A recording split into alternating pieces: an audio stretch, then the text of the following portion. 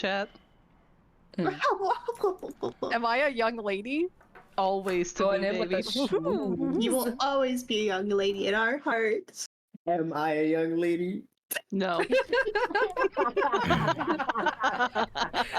You're a small German fry-based life form. Oh, I take that. I take that any day of the week.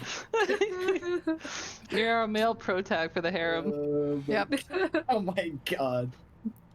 You know, That was crazy how much those likenesses were to our characters. Mm-hmm. That was pretty good. It's like they were watching our stream and they were just like, hey, hey, hey. Yes. I could you- swear. what were Caroline- they like? What were they like, Storm? They're like, That was a beautiful goblin laugh. What's her name? Catherine? Swear she looks just like Effie. They copies. Catherine's copied a very strong female name. I like Catherine. Let's sue him. Copies me. We need money. I just love don't we? that Patty is there. Like she's Mayonnaise. Yeah. I'm so sorry, Essie. I can't get past her name. It could have been like Scarlet Starfield or something. Oh, that would have my been so gosh. sick. I know. Patricia is a perfectly reasonable and fine name, and I like the name Patricia, okay? Patty. Patty, mustard. That's why I'm sorry, because I want to be like all like, oh, so serious, but I can't. I just can't. Patty. Anyway, We love it. We love it though. once again, people have problems with my naming conventions. No, I like your naming conventions. Don't worry about Patty's It's only been fist. two. I have a problem with two of them. it. Ragnar's fist. Sorry. I remember. I got fisted in Ragnar, and all I got was this lousy spire. Okay. Mhm. Anyway, who would like to give the recap? I loved your recap, Lolly. Oh, do you want me to do the recap? Do you want me to do it as Lolly versus Sera? Oh, I really don't care. It's just funny to me how you say it. Quick recap last sesh. So we went into our Omega big fight because we chose to do the giant room. I was super stoked, spent all week planning, strategizing, a little bit with Storm, a little bit with Roxa, some with Essie, and with Astra. And I was just like, oh my god, you guys, I can't wait. Combat! So we go into the room. And there's a lot of dudes. We don't see any of them, even though we have dark vision, a point of contention between me and Arcadum. And then we were like, oh, hey, we have some humans who can't see anything. Let's turn the lights on. So we go and turn the lights on, and there's a lot of guys. A lot of them. Effie stays there. She summons the tram. The rest of us go down, and the melees stand there. And they get hellfire rained on them by the range dudes who just zoom in and just one-shot all of them. My character is a pissy squid because she really wanted to kill everything. And then eventually everybody just dies, except for Effie and my wizard. And then my wizard's like, hey, I guess I'll teleport everybody out, because everybody's more useful alive than if I go it alone. So she teleports everybody, and in classic Sera style, she messes up her teleport, but it works out superbly anyway, and she lands in the tram, where she's surrounded by dead people. And instead of summoning a whole bunch of devils, she's like, ugh, I guess I'll use this super rare artifact. And she drinks a potion, resurrects everybody, and then we destroy everything in the room because we're going like 100 miles per hour in the room of physics that nobody understands. So we just zoom right through there, everything dies, and then we leveled. And then Effie somehow made it onto the tram as well. Yes. You were in mist And form. here, in mist form, she like came in through the vents. Yep, she came through the vents. It's fine. Yep. It worked out great. Mm-hmm. Yep. All right, let's get this. I'm starting to. Let's get this party underway. I'm starting to And frown. now Effie knows the spell summon train. Tram. I mean, we did need a mount. A party mount. Exactly. she just tames. She does animal handling on the tram. Yes, we love it. I cast Chaos Familiar. She I get really a is a train. mega captain. We Yeah. should get you one of those train conductor hats. Yeah, Oh my choo-choo. god. Arcadum, real quick before we start this whole lovely RP session. Yeah. Could you redrop my token real quick? I don't know if you did that last time. Necromancer updated for me and Oh, have it redropped. hold on. Thank you. I can't use vitriolic spear. Yay! Sadly. Redrop. Let's Yay. Redrop. Thank What you. that tip do though? Oh yeah. Yeah. Big stabbing. All right. Stab where? So, Everywhere. Yes. everyone make me a perception check. Start things off. Okay. Okay. Eyes You're are welcome. opening.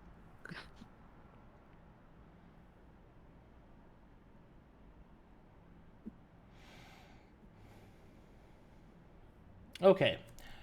With those perception checks, what you immediately notice around you is that the area seems to have suffered battle damage. There are charred corpses, scorch marks, impact craters that seem to cover this area. The tram itself is not a train, strictly speaking.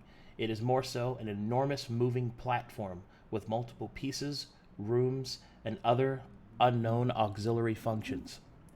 Around you, the damage would demonstrate that attacks came from all around. Those of you with martial trained can make me a martial check at this time. What does that mean? What does that mean? Are you martial characters? What does that mean? Does that count for us since we're confluxing?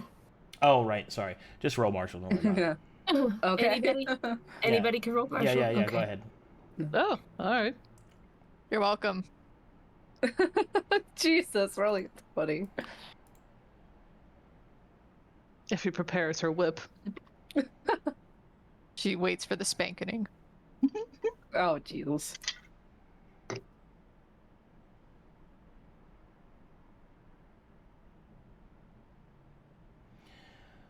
Alrighty. As you study the area around you, the attacks have come from each side, but there seems to be a focal point. Let me zoom out a little bit. I'm zooming. The focal point being around this point here.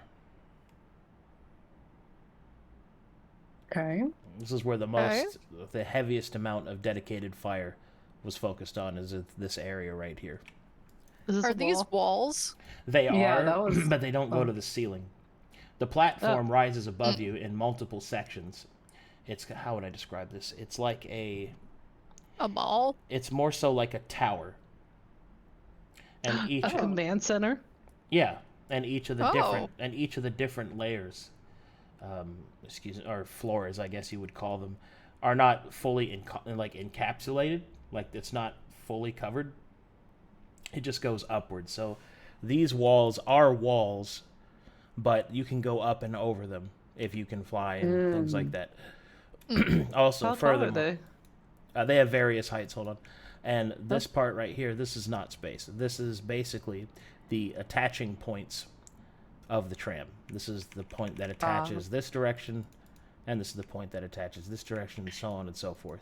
Because this is an entire platform that moves on the track that it is attached to. Like Mario. Okay.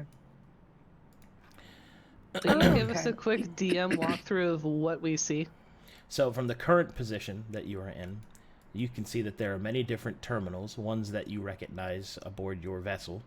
You can see this strange contraption, which at first looks as to be just a simple conference table, but on closer inspection, it seems to bear pieces of glittering stone, depicting some other kind of function. A mysterious symbol can be seen on the bottom of the floor, a symbol that you do not recognize, perhaps more likely to deal with whoever actually owns this ship. You can see that there is a flickering star map here, presented on the table, and that there are many different pieces of broken rubble, destroyed infrastructure, and things of that nature. Also, to give you an idea, the very top of the tram, whatever the second floor was, seems to be mostly destroyed, comprised of scrap metal, sharpened pieces of debris that poke and claw outward, like the hands of some desperate creature. There is a door here that you can tell does not function, as it is slightly bent, and it will take some effort to open, or you could go up and over it. And there is a door here that seems fine. This door is crushed, and this door seems fine. Are there stairs to the second level? How do we know that there is one?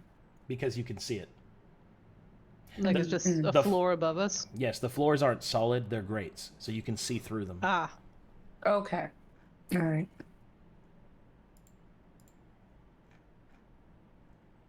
And how did Effie get here? Are we just saying she's here? She was in her mist form and then found her way to the tram. Okay. Did I see anything on my way into the tram? You would have come from this direction, so you would have definitely seen all of these problems in this hallway. Okay. But you also are in misted form, so you could sift through these walls, as they are also not solid. Got ya. And are these things that are a problem, are those alive or perceived to be dead? You were moving quickly and did not have time to investigate. You'll have to investigate if you want to know more about them. Got ya. Okay. Alrighty. Oh, where's your music? That's what's missing. I know. I was like, Sorry. I know deafening something I didn't click on. Deafening silence. Yeah, sorry. Here you go. Oh, it's freezing in here. Jesus. I imagine it's freezing on the tram as well. No heat. It is quite cold. Oh God. Yes. My anxiety is climbing. well, I'm glad to see that you guys are all alive. Oh, Effie, you're here. Yep. Surprise. Let me put Sera where she was. She was at the center being a grumpy squid. Oh. Yep. Wait, surprise. Glad to see you back. Man, those What happened to things you guys? reached us way quicker than I thought. Did you guys all die? I believe we did. And then he turns to Sera, pouting on the ground. Is she like crisscross applesauce, but oddly just with tentacles just smushed down on the ground? Or like, what is she doing? She's She's just... she's Go ahead. she's crisscross forbidden sauce. Oh, it's all the tentacles webbed into one little knot. Oh my God. She's a weird combination of disappointed and pouty, but also relieved. And the relieved side will win out. She'll flip a glance towards Effie. She I'm glad glances you found back. us. You remember that potion you found? Well, we had Yeah. to use it. There's just blood everywhere. They were dead. Well, I wasn't, and I killed everything in that room. You're welcome. Good. Is that why I feel a rush of power? Yeah, you're welcome for that too. I'm pretty sure we hit a lot of things on the way. Yeah, that was because of me. I wonder what the front of the tram looks like. Sera looks I excited can by tell you. this. I can tell you what the room looks like. Sure. Where? I know we're on the tram. Haven't seen anything else. Yeah, we're on the tram, but that room that I summoned the tram through looks like a slurry of Do you guys remember back in Calcatesh there was this thing called jam? Mm-hmm. Nods. Yeah, it kind of looked like that, but more visceral. It's the parasitic jam. Sure, parasitic jam. I didn't know you were such a chef, Effie. I didn't know I was either. Well, that's disgusting. But anyways, Well, thanks. Good job. yeah, you're welcome. On my way in here, I did see a few things. some stuff that I don't know is alive or dead. So definitely keep your wits about you. And don't get yourself in another situation where you immediately die within 6 seconds of us trying to kill these things. That's I'll alright, try we've my had no best. diamonds this far. We should be fine.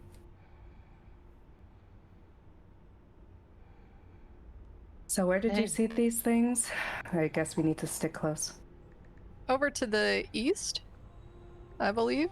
But I do, when I was kind of hovering back this way and I looked on my own convalescent kit, the way to get my new one is available to punch into the station, and then we can just take this all the way to the survivors.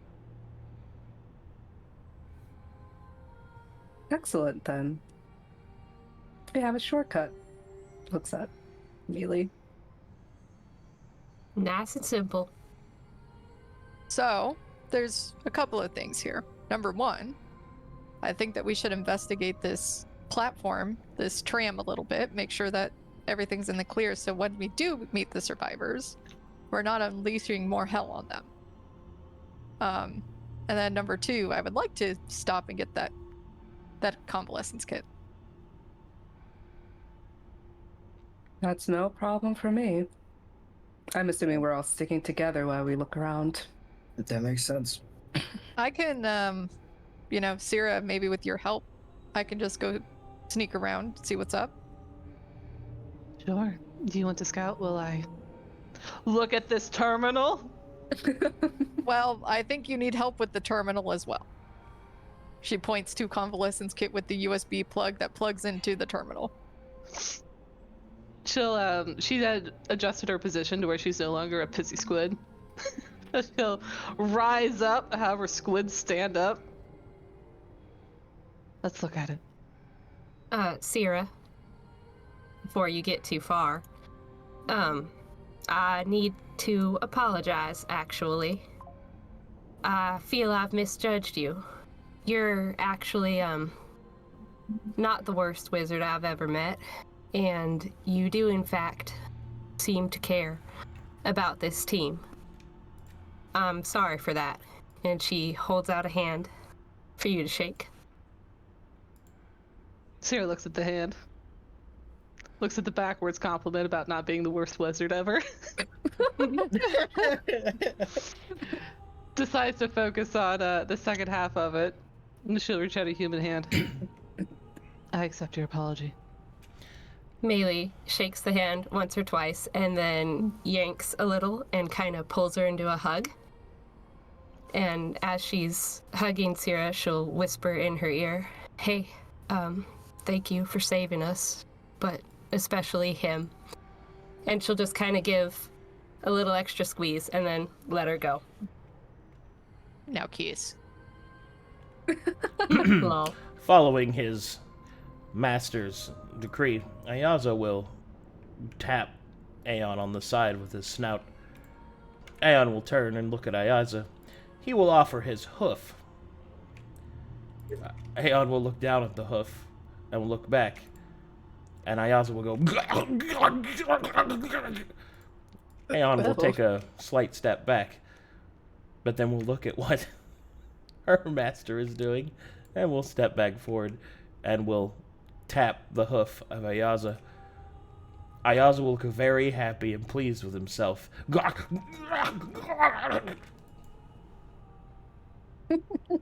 That's it. Well, that was weird. Adorable. Sera resists the urge to lick Maelie's face as she moves away. Lick her face. Love triangle now. Wow. Shall the mega captain and the under captain look at this terminal? He looks at Sera's undercarriage. Just a writhing mouth of fed by tentacles. Ew. Which one do you eat out of? Depends on what I'm eating, Effie. What about like a sandwich? She'll open up her human mouth. And flex her jaw. What about like a wild boar? Is it alive? Yeah. Would you like to inspect? Sure. Sorry. She'll start Sorry. to slither I forgot you towards muted. Effie. She'll She rise kinda- up on her tentacles.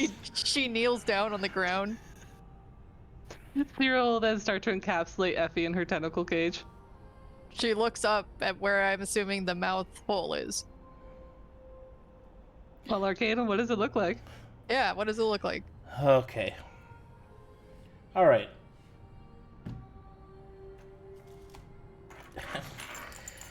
Okay, fine. You You gave want it me to me. Do you want me to roll an investigation check? What do you want me to You do? see a roiling, many-toothed sphincter, constantly writhing, closing, and opening. A small slivet of what appears to be saliva will drip down from the curious orifice. From the brief moments that you can see inside of the orifice, you can see that the teeth continue inward in a curious design of efficiency and horror. You're not quite sure where exactly the human parts start, but you imagine it is beyond this canopy of flesh and fiendish efficiency. I'm crying from laughing. Hey Moto, come over. Hey Moto, come over here. Sera begins to drool on Effie. She's Does it pretty look hungry. kind of like what we saw in the movie last night? Yes, except it has She teeth. drools from her sphincter? Where's she drooling from?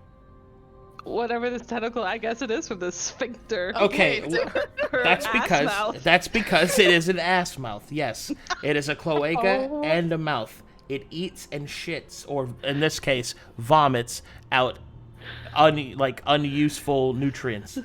So does she just like leave that as a trail as she walks? I hope so. Please say yes.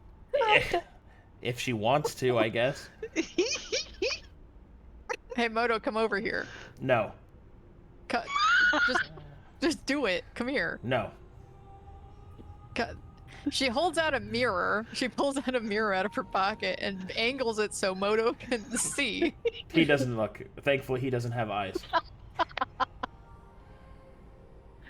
Effie, I'm getting hungry. I can't Okay, promise what well- I'll do if you stay there. Don't eat me with your butthole. Then leave. All right, get off of me. Sera tightens her tentacles she instead. pokes. Oh god. I'm glad to see that both of you are very, very productive right now. Ayaza Yeah, well- will look at Aeon's undercarriage and will get kicked in the face.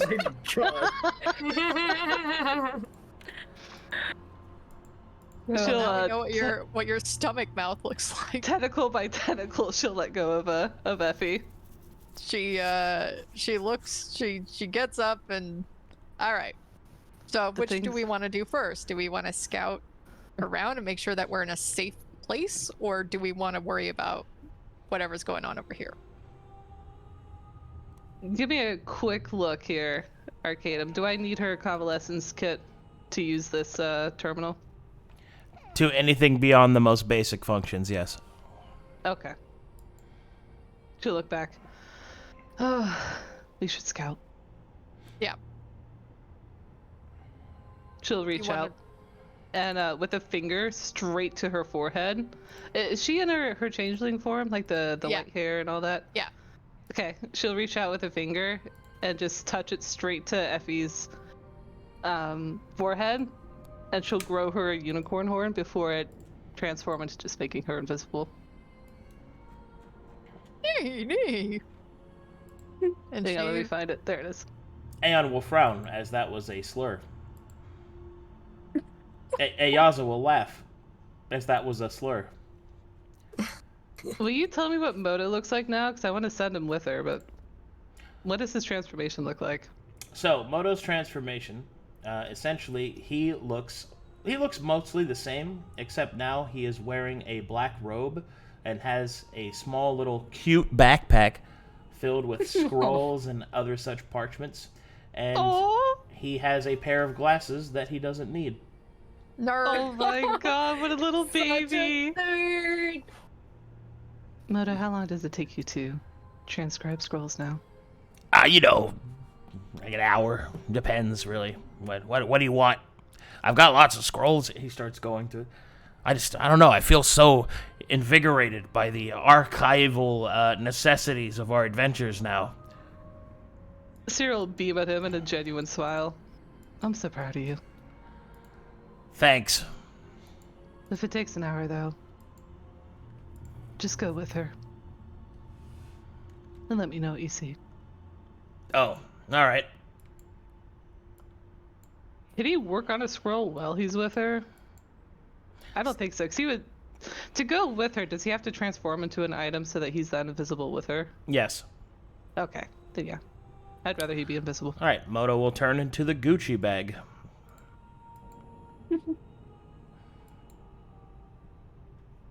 Sierra's Did he looking turn- a little more human. Take care of him, Effie. Oh yeah, you know. Sure. I took care of him for like 6 months on Conflux. The Gucci bag that he turns into features a prominent chain, multiple side pockets, and just the cutest latch. Is it his tongue? Is his tongue the latch? Yes. Perfect. All right, I'll be back. And she decides got to zoom around. Is this a ledge? Like, can Sierra pop squat on this? Yeah, it's a little 5-foot Okay. elevation. She'll become a little nest of tentacles and think about how hungry she is. Zoom, zoom, zoom. Make my heart go boom, Whoa, boom. whoa. Okay. Whoa. Hold on there, champ. I'm zooming. All right, when you get to about here, make me another perception check. All right. Okay, this door seems to be functional. A simple input, like on the panels on the side, will open it easily. Well, I'm not opening it. Okay. I'm just going. What do you mean? You said this wall wasn't to the ceiling, right? So you're climbing the wall and going up over it? I'm flying over it. Oh, you're using your flying, okay. Yeah. Alright. As you go up and over, you see what appears to be a series of coiled growths. Go ahead and give me another... Actually, let's do investigation for this one. Alrighty.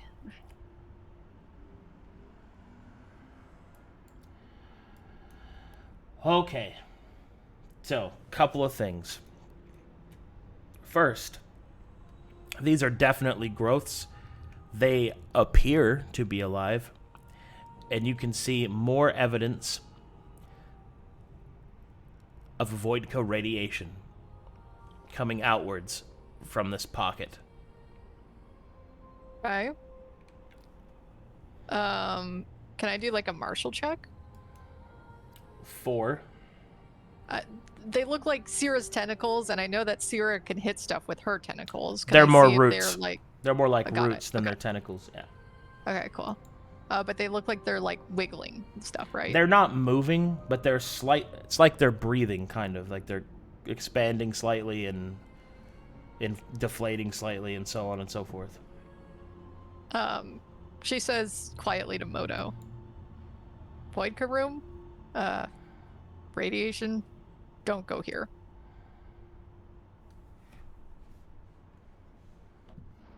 Sera, there's some Voidka over here, see? Oh dear.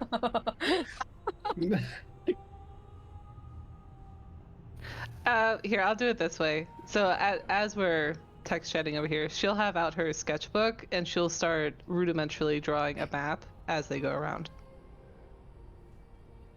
All right. And she decides not to fly over the Voidka and to start heading south. All right, you get to this point, and you can see that there are more corpses. Some of them are completely fried. Make me an investigation check, or medicine check, if you have that, on the corpses very quickly. Prize. As you fly over them, you notice that there seems to be a curious way to their dress. It almost looks as if that they have pieces of stone in their clothing.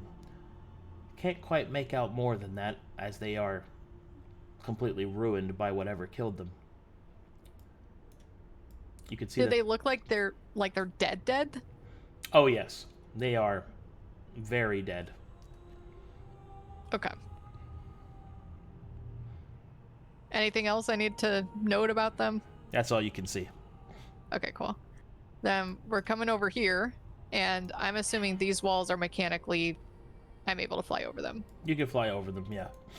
Okay, cool. Then we're going to do a quick drive-by. Alright. You find yourself in what appears to be an infirmary. You can see that there are several beds that are lined up with many different devices, tubes, syringes, and other such tools of the doctor's art. You can see that one of the corpses, charred, has fallen over the side of the bed, staining the covers. Can I tell what's in these syringes? Well, as you as you fly down to take a closer look, do you have medicine trained? I don't know what that means. Do you have proficiency in the medicine skill? No. Okay, then you may roll a basic check.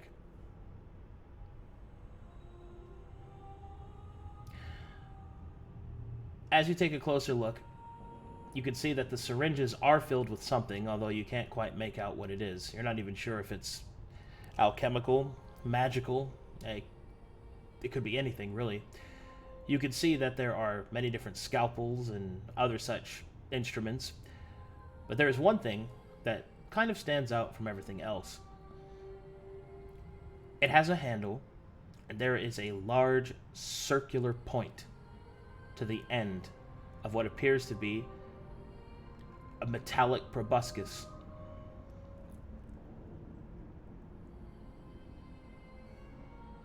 Okay.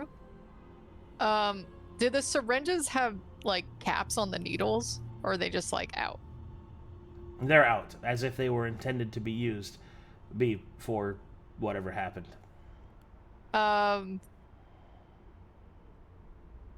This is me just being ignorant. If I interact with something under invisibility, do I become uninvisible? No, as long as it's not attack using a spell or using Got ya. a... There might be some instances in which that would happen, but no. Manipulating a random object does not cause you to lose invisibility. Okay, cool.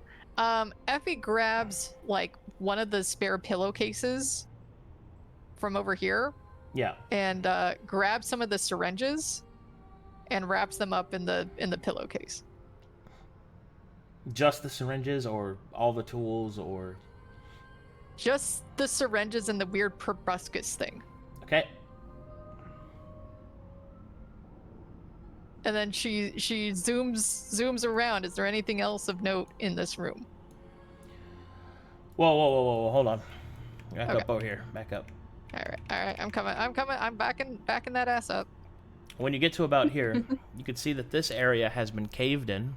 The door is ruined. The symbol on the floor carries with it, although you don't know exactly what the symbol means, you've seen it before, kind of a universal signal of a medical area. You can notice that these doors seem to be more enforced than the others. Okay. And these are one of the few rooms that have actual ceilings, preventing you from flying inside. Not fucking with that. Over here, you can see a room that is also reinforced, although you can see somewhat through the grated walls that it appears to be a terminal. She'll make note of that, but keep going. Alrighty.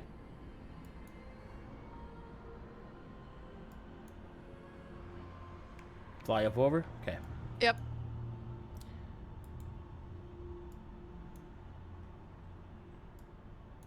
This room has a ceiling.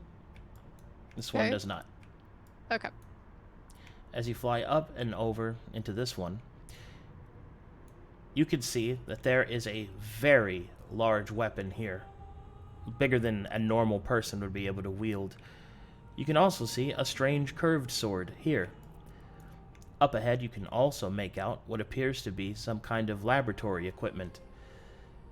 You know alchemical equipment when you see it, an alembic, burners, and other such glassware, but there are additional features that you do not recognize, showing a difference of technological advancement. Are there any that look done? There seems to be a few done, I use quotations, potions, as they are capped and corked or sealed. I take those. Alright, you take 3, we'll call them potions. In quotations. Yeah. Alright. Does Moto give him an eye? What do they look like? Can he identify them? You can have Moto roll an Arcana check, yes. Yes, please. His token is not here, so let's see.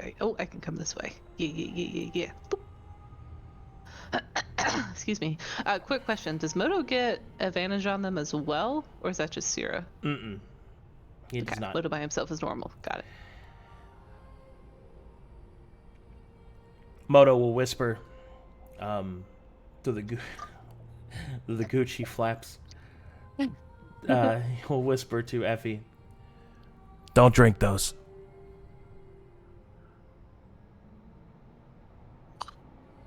Why? I'm not quite sure what they are, but they're like an oil. Not something you're supposed to drink. Okay.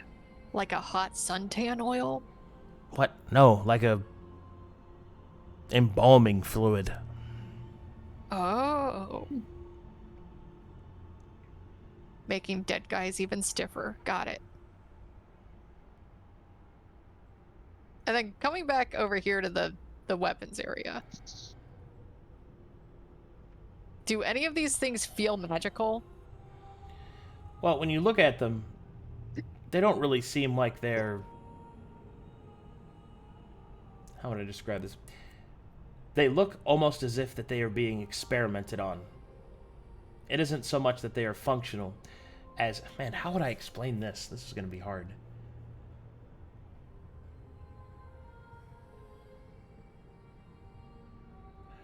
What you see are weapons that are not constructed in the manner in which you know they would be.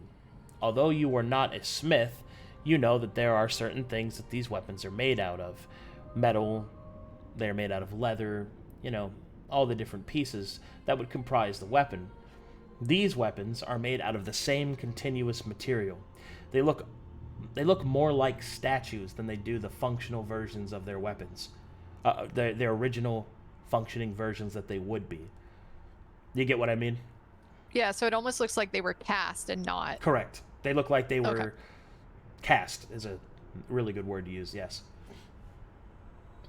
All right. Then she continues on this way. Up ahead, you can see that... A giant crab? A crab? I don't know why he put it. I don't know why he put a hat. I don't know why it has a hat. That is not there. Valid. But anyway, What do you mean? Oh, Come on, it has to be there. come on. there is not a captain crab. It's a space crab. It's perfect for Effie. Yeah, come on. She got crabs. Okay, well, Dang. whatever. So up ahead, you can see that there is a creature, and it is the same. It's made out of the same material as the weapons. It's cast. It's not an actual crab. It seems to be. Effie suspects, due to her changeling nature, a facsimile of these objects, a false representation of them, perhaps for study or decoration. You're not quite sure which. You also see this fucking guy wrecked, blown in half. Okay. What's over here? Just more stuff that looks fake. More stuff like that, except there is a toolkit here. She looks at the tools, being very used to knowing what they look like in man form. Thankfully, looking at the tools, you can recognize that this is definitely a crafting kit of some kind. Maybe it's a crafting kit to deal with this material that you've been seeing. You can see a chisel. That's pretty apparent. You can see that there are also a filing point. There's some knives, a small hammer, a couple of other instruments you don't quite recognize. But it's clear that this is a toolkit used to create these facsimiles. Sera He specifically wants to whispers. know what this is. What's on the paper, Moto? Moto will move the paper back and will reveal that they are blueprints for the facsimiles. Effie whispers to Moto, do you think there's any value taking any of these tools or this kit? I'm so sorry, Storm. Say that again. I was reading the text. I was saying, she asked Moto, do you think there's any value in taking these tools or this kit? How much does the toolkit weigh? It's not one of those 500-pound shits, is it? Well, Moto was about to say, looks pretty heavy. We can come back for that. All right. Here wants the blueprints, though. Moto will reach out with his Gucci flaps and stuff the blueprints. Gobble up the blueprints. And just gobble them up. Beautiful. Is this room to the south floor to ceiling? This one has a ceiling, yep. Anything with a Got solid door most likely has a ceiling, unless I tell you it doesn't. Got ya. Okay, sounds good. Then she will continue on. Okay. When you get to here, you can see that there is a blood trail moving down this road. Moving down. All right. And this door doesn't look solid. Can I fly over it?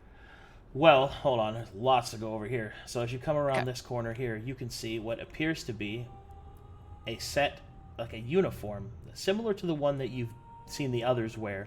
It has the same orange coloring, but this one has a curious pair of gauntleted gloves. Okay. She snatches that up, knowing that Maelie might want to use it at some point. Okay. Puts that in the Moto purse. This particular area, you can fly over, yes.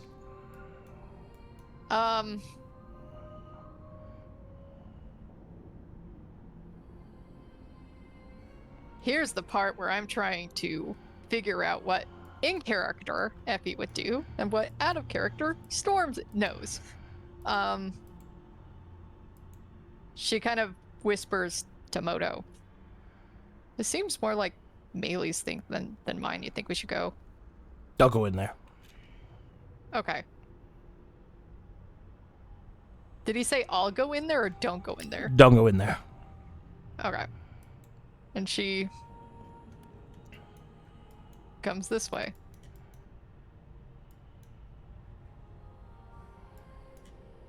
And is this something she can fly over? You can fly over that, yeah. All right, cool. And she comes this way.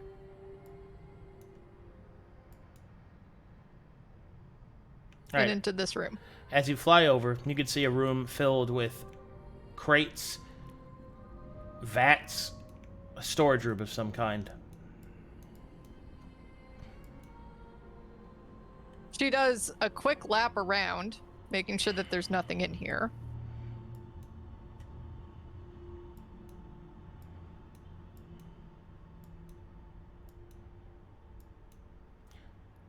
Nothing other than just crates and vats. Cool. She comes to one of the vats and wants to take a look at it. Do you want me to roll investigation? Convalescence. Oh.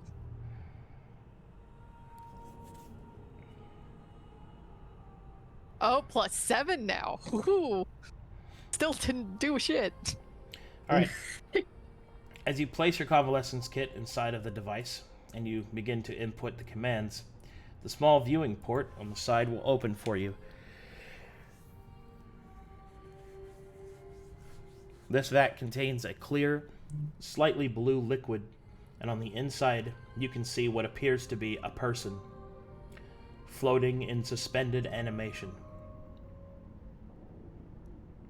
You can also see that the person has several tubes and other such attachments going into them at various places, arms, legs, and there is also a mask around their face. Is this a lady or a sir or a madam? It is male. Okay, how old do they look? Well, the curious part about it is that they look to be an adult. You're not quite sure how old, but make me of I'm trying to think about. I think I'm going to give you advantage on an investigation check. Okay.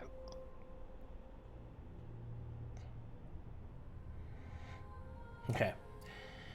You don't notice it at first, but being a changeling, you're used to feeling your body change into masses and forms. You're used to the feeling. You know what it looks like. And you notice that although it is very subtle, this individual is getting bigger, actively growing, enough so that you can notice it. So the age is difficult to tell.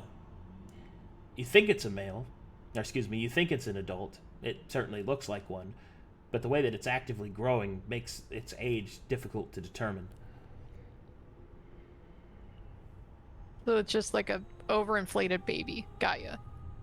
Well, no, that's incorrect. It's. I'm just kidding. Yeah, okay, yeah. She decides to disconnect. Is there any other things in this terminal where she can see, like, is there an objective or? Because you rolled high enough, a 14 is enough for you to get its base functions.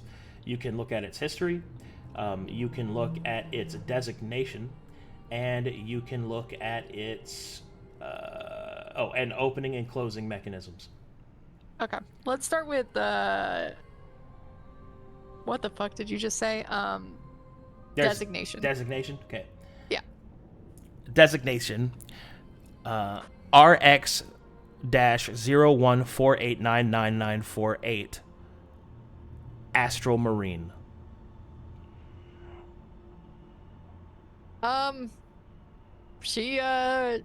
She jacks off and goes to the crate.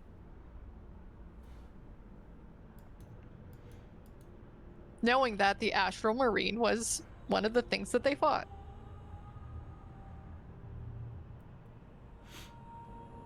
Alrighty. No, we're gonna pop a lid on this crate. Alright. Roll Convalescence, as this crate and all the other ones in this room have terminals. Easy enough. Pop that lid. Very similar to literally using a tool to pick a lock. You are able to hackerman's your way past the rudimentary function and open the crate. It opens with a discerning hiss.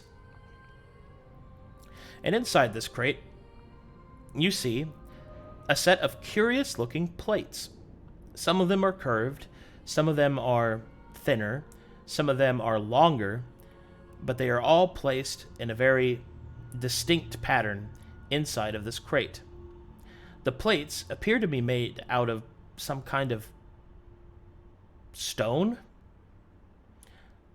although it is shinier than it should be. Maybe glass?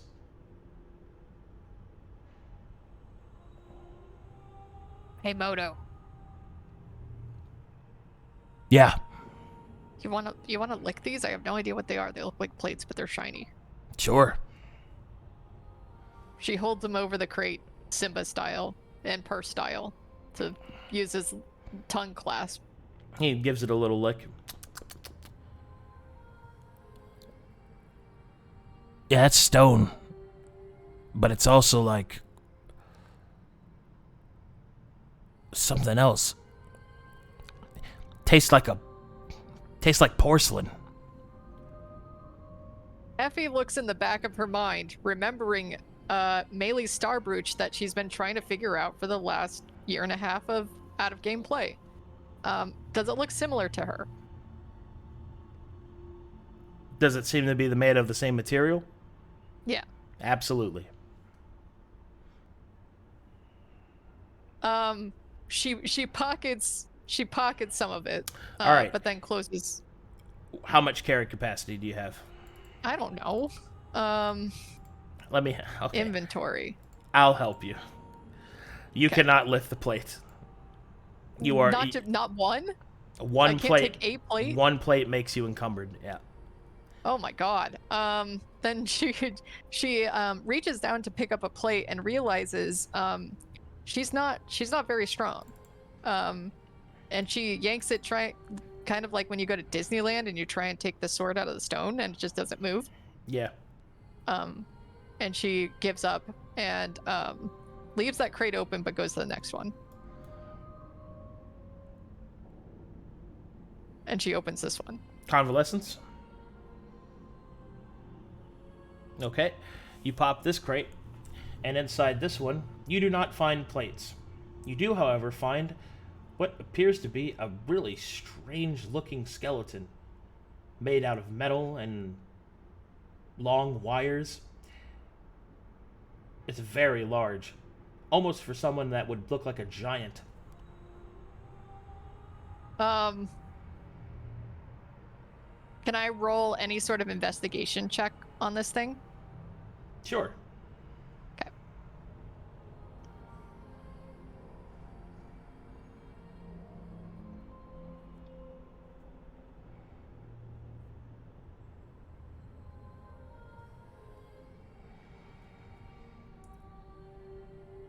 Whatever it is intended to attach to something. That much is clear.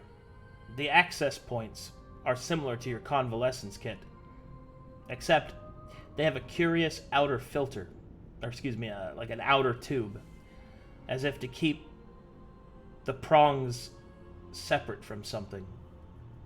Unfortunately, you just don't have enough else to go on. Whatever it is, it attaches to something. Got ya. Is it any similar feeling to the skin suit guys that we saw, or that we fought? There's a bit of a reminiscence to that. In fact, now that you think of that and look at it, you feel as if maybe this is worn as some kind of rigging. It does look somewhat similar to what Seino is wearing. Got ya, but it's way too big for It's way too big. her. Mm-hmm. Yeah. She moves on to the next crate.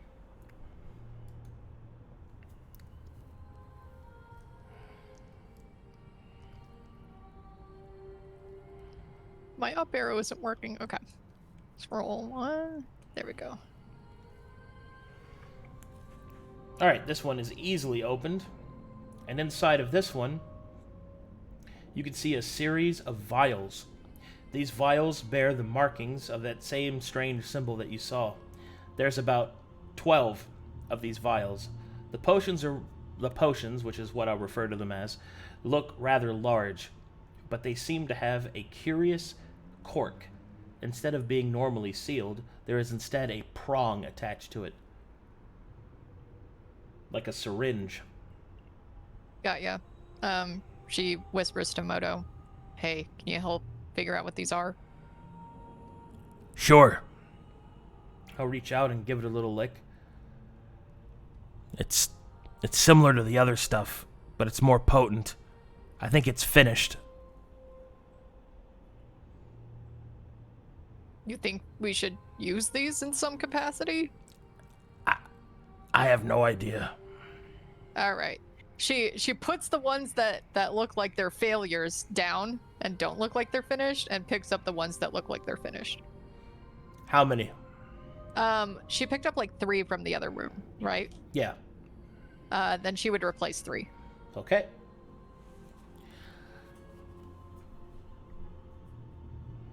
And then she's gonna come back to this room later, because ideally speaking, she'd like to pop all of these crates, but she's just gonna make sure everything is clear. There is a lot in there. Yeah. So she moves on to the next room.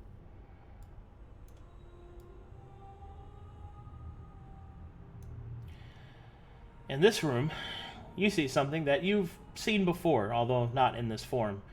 This is a terrarium. Great, plants. She looks into this one first. You see what appears to be a series of mushrooms with a thin film of slime over them, connecting to each other.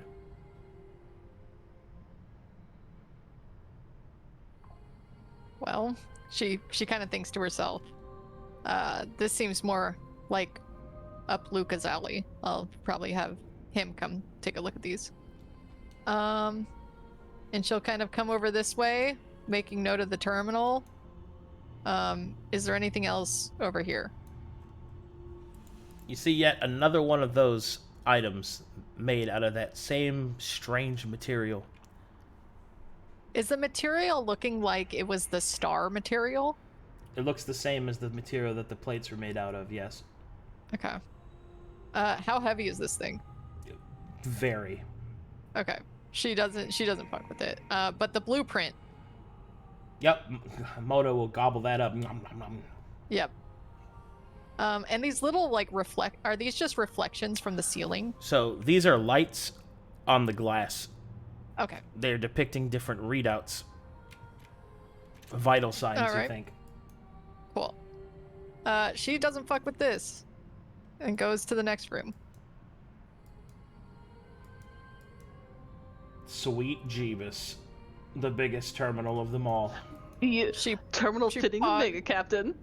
She pogs. And are these crates over here on the side? Yep. She kind of just looks over at the terminal. Is there anything important on the screens?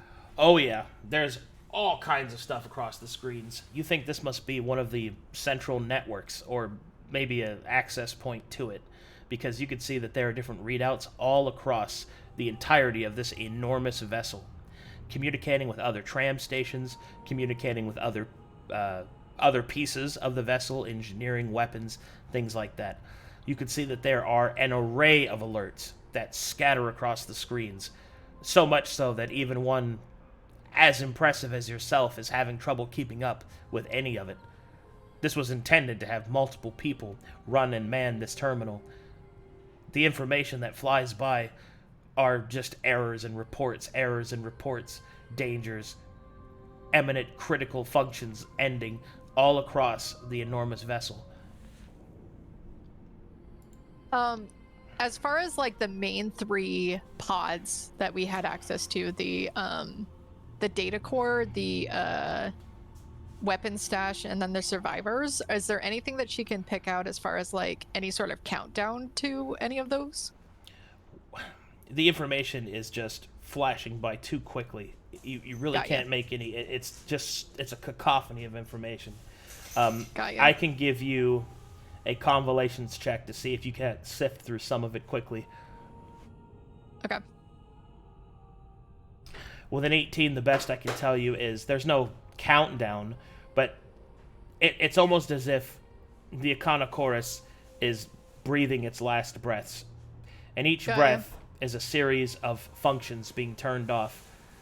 You don't know how much time this vessel has before it becomes completely inert or some critical function causes a greater catastrophe.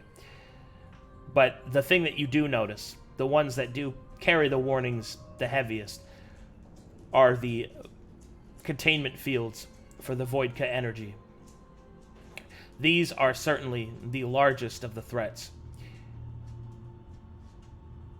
And it appears that they are happening all throughout the ship. Got ya. Who wants to know when things went to shit here? Give me some timestamps.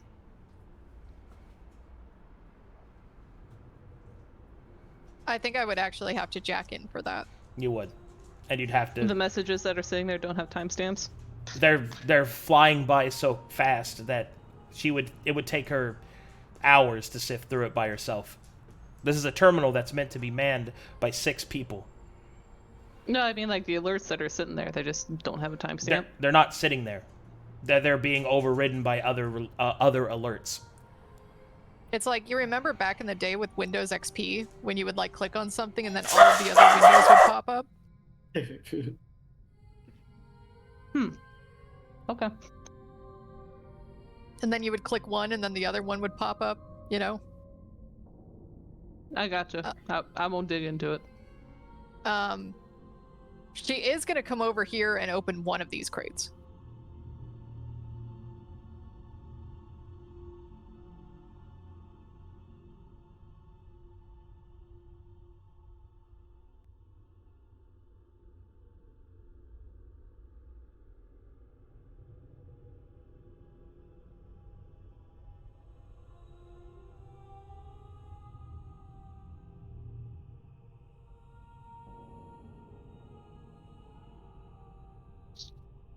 Did we lose Arcadum? I don't know.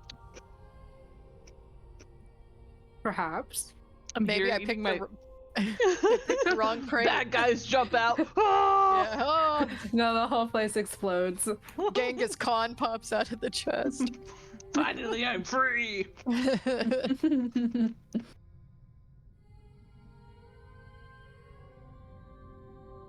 Did he accidentally mute? I don't know. Maybe. Maybe he's just so surprised he had a heart attack.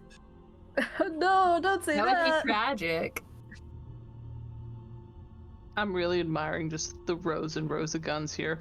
Yeah, I see. Yeah. Here's my thing, right? Is in character, Effie hasn't gone anything with a solid wall. So I have to stick to what Effie would do and just go to the stuff that she can fly to. Yeah. Mm-hmm. Watch the like evil grub jump out of it. Yeah, well, she's invisible. One Won't know where to grub. go. But he jumped out with that little laugh of his. Hey, you know? Yeah, exactly. It's that one grub. He just keeps surviving.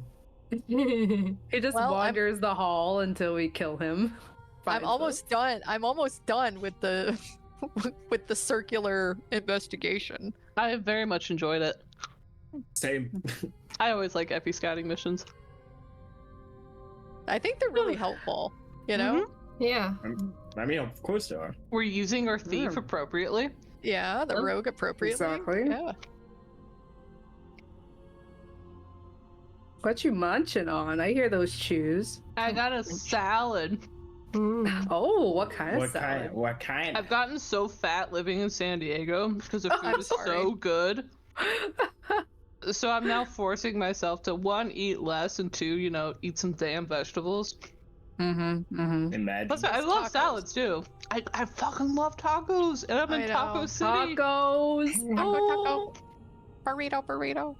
I would God, like it's a amazing. taco right now. I've never had all one. your wishes Ooh, with you can have my favorite taco, baby kisses. girl. Oh, That's true. oh my god. did I With tell you Set me about- right up for that. Did I ever tell you about this Mexican place I went to in France? That was like the worst food I've ever eaten in my life. I Well, can't wait first, to hear it. which town or village or city did you go to? Chamonix, I think it was. Ah, okay. Did it Yeah. smell like piss? No, it was just like That's it, fair. it was basically like a French person read recipes of what Mexican food was composed of and just Mhm. like I know exactly how to do this. So they did like their nacho chips were made out of pita. Ew. Yeah, it was it was bad. That's- See, the chips even aren't French. I don't understand. well, I don't know. Sometimes it's based on what ingredients they have readily available to them because, living in Japan, I tried to cook a lot. It was cheaper than going out to eat all the time. But I ran into trouble where I couldn't cook what I was used to because they just don't have the same ingredients over there Oh, yeah. like we do here in America. So it could have Oh, just yeah. been, chips. And then they...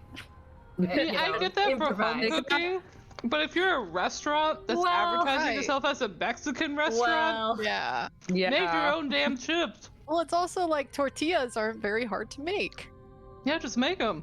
Just make them. Mm-hmm. Hi. It's like flour, water, you and back? some I'm other back. stuff. Sorry. Oh. Where'd you go? Where'd you Well- go? What you munching on? My food got here. Yeah. Oh. Oh. He just disappeared on us. So What you Effie got? made a nat 20 to open all of the crates. Yeah. Interesting. Yep. She actually did a god check and. All right. What I'm gonna. the- God, What this- check. What Just- this do? All right. As you open that crate, you see inside of it that there are. Sorry. There are other convalescence kits. Oh, Are they baby! Are they the same as hers? Not the same, but similar quality. Okay. Boo. She pockets, I guess, what two of those? Because I think that she knows that there's only 2 other people that understand Teledani. And she moves on to the next one.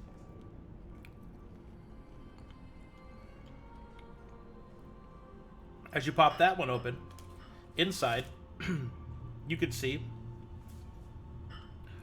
what appears to be several replacement screens. Well, For give me one of the- those. I cracked my phone. For the For the terminals. convalescence. No, for the the terminals. terminals. Yeah. Oh, okay. She'll move on to the next one. Have to make that game setup. In this one, you see something quite curious. It looks similar to your convalescence jack, except... Man, how would I describe that? So the harness that you saw before for the person that's way too big, it's similar to that, except it's sized for a normal person, and it seems to go down the spine. Can she lift that? Yeah. She picks it up. Okay. Can I do an investigation check? Yeah.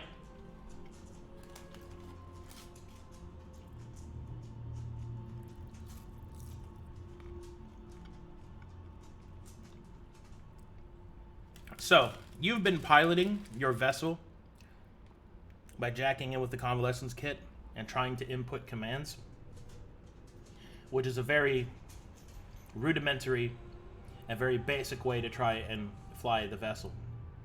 This is an actual pilot's harness and how you are meant to pilot the vessel.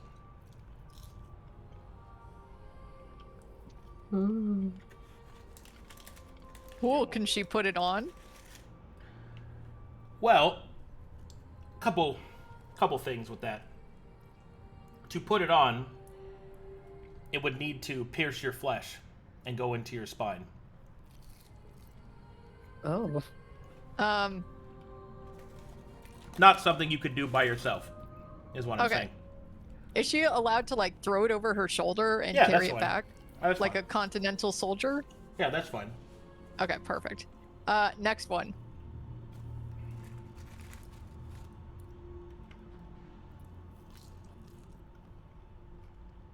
All right. And this one you find a hat. What does it look like? The Come hat, on. it looks like a military hat with a wide brim and a slight elevation to it. It bears the symbol that you've seen before. You can also see that there are notches on the side of the hat, as if put there by a knife to indicate service and experience. She takes it as stolen valor and leaves. Amazing.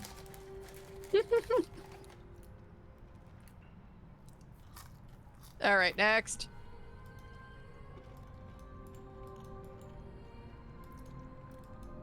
Please don't do stolen valor, kids. Is there a picture of somebody inside the brim of the hat? No. Lame. Guy couldn't get any pussy. All right, next. What if he likes sausage? Okay, or sausage. Okay. In this room, you see a workshop. One that seems to deal with engineering. You can see that there are metallic pieces of scrap all throughout the area. There are pieces of equipment being repaired, or at least were, before the attack happened. Got you. Okay. And then I can't tell if this is a solid wall or not. That one's sealed. Okay. Then she will make her way back to the party.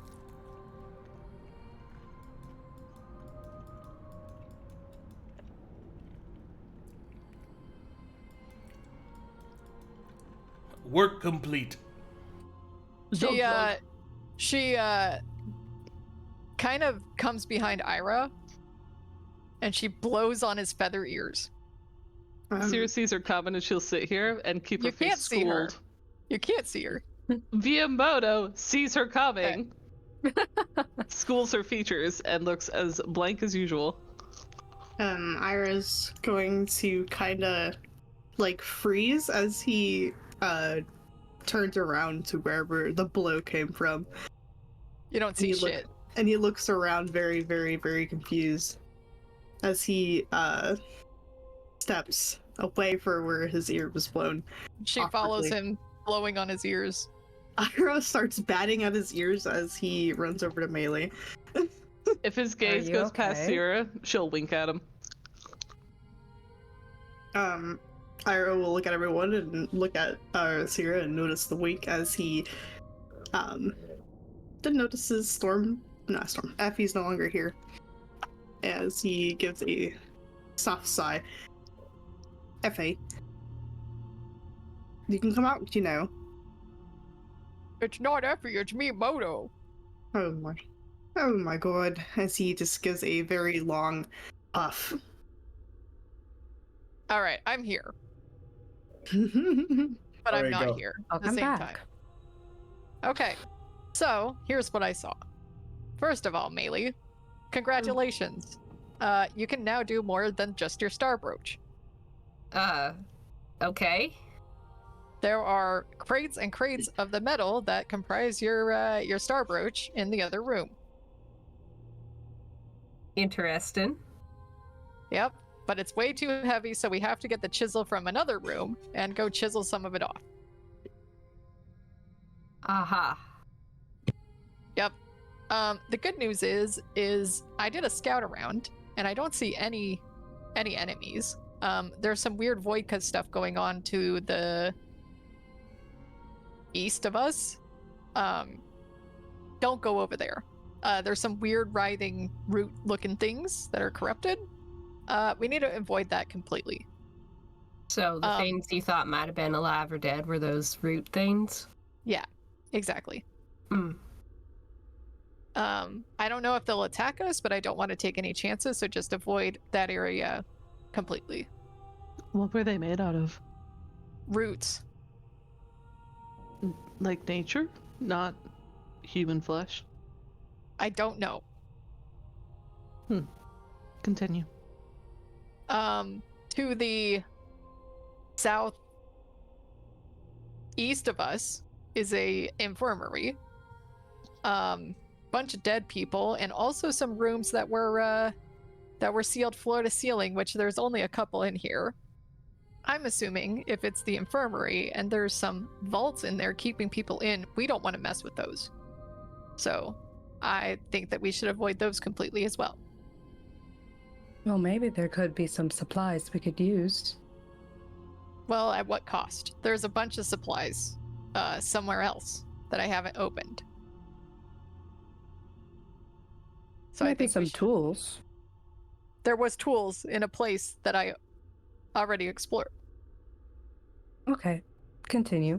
Let's just avoid that area. To the south of us, there is a workshop, it looks like. It looks like they were making a bunch of these different weapons made out of the star material. None of them are, let's say, light enough for us to yield. They're very heavy. But I was able to grab some schematics of these things, and there's also this weird fluid that I have no idea what it does. But we're not supposed to drink that, according to Moto. Sounds like a Then, plan. to the southwest of us, there was an area, Maelie, that I think probably more fit for you than for me. Moto told me not to go in there. But I also got this suit for you. And you see an invisible suit. Well, the suit comes out of her satchel and it floats over to you, Maelie. Okay. Does it look at all like the engineer robes that she's already wearing, or does it look distinctly different? It looks like them, except it has really cool gloves. Oh, wow. These come with gloves. I figured Cooler this is probably more up your alley than for me. Mm-hmm. Maybe so. And then directly to the west of us, there's a whole bunch of supplies, with one caveat. It looks like, you know, the astral sailors guys that we killed a lot of? Mm-hmm. It looks like they're growing those in some vats. Threw a blanch at that one. Simple, we don't open the vats. Right, don't open the vats, but we can open up the other stuff. That's where I found the star metal. I mean, did these sailors look infected like the other ones? Not that I could see, but you know, I don't want to take that risk. Of course. They're growing humans. Yeah. Sera gives a praising look towards Maelie of what her people must have been like. And then to the north of that, there was the biggest terminal that I could jack into that I've ever seen. Oh, sorry. Before that, there's a bunch of plants, Luka. Maybe that you could go investigate. Interesting. Okay. And then directly to the north of that is the biggest terminal I've ever seen in my life. Also, was able to deduce that we only have a limited amount of time before this vessel expires and blows up. So whatever we do, we gotta do it rather quickly. So how much time do we really have to loot? All of this is interesting and all, and potentially useful. But is it really worth it to go after the physical stuff and not just go get the survivors? Let me pop a couple more crates, and then I think as I do that, Maelie, you might want to chisel some of that star metal off for yourself. Maybe so. I'll examine the robes that she handed me. Is there a way to detach the gloves and just add them to what I'm already wearing, or are they like sewn on? Are you asking me if you can accessorize? Yes. You most certainly can detach the gloves from that outfit and add it to your current outfit. Oh, how fun. Well, that's exactly what Bailey will do. Oh my goodness. They look so Sera cute. feels pleased that Maelie is keeping the robe that she gave her.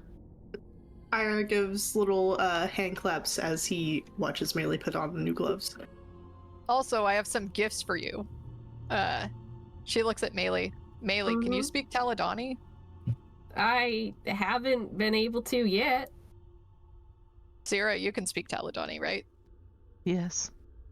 Think fast. And she throws a convalescence kit over at Sera. Oh, let me do an acrobatics.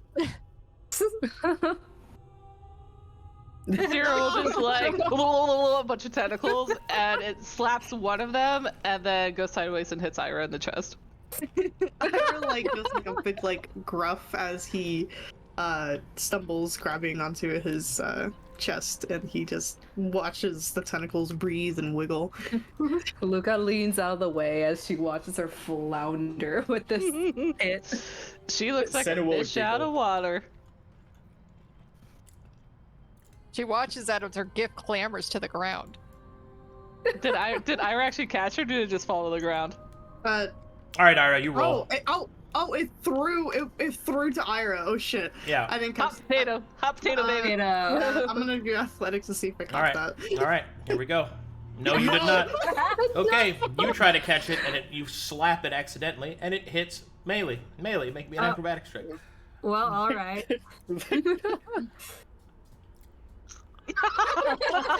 Okay. Does it fly to Seino now? Seeing this, Effie tries to use her mage hand to try and grab it. Sure. Okay. Effie, unfortunately, you tried to throw a basketball to a bunch of fucking nerds. Yeah. She uses that to now hand it to Sera, seeing her be good at, slinging magic around, but absolutely At everything but this. She'll hold out both her human hands like a child. Make sure she gets it this time. Floating over to her, she hands it over. Thank you. She'll And then reel it in. And then seeing it as Maelie also failed, she's gonna hand it directly to Maelie. Thanks. Man, She's gonna look at this thing. She's never actually looked at one of these. What's it look like? character development, that was hilarious. We love it. Anyway, the convalescence kit is a set. Hold on. They heard the hot potato, and they're They're coming to rescue the wizards. yeah.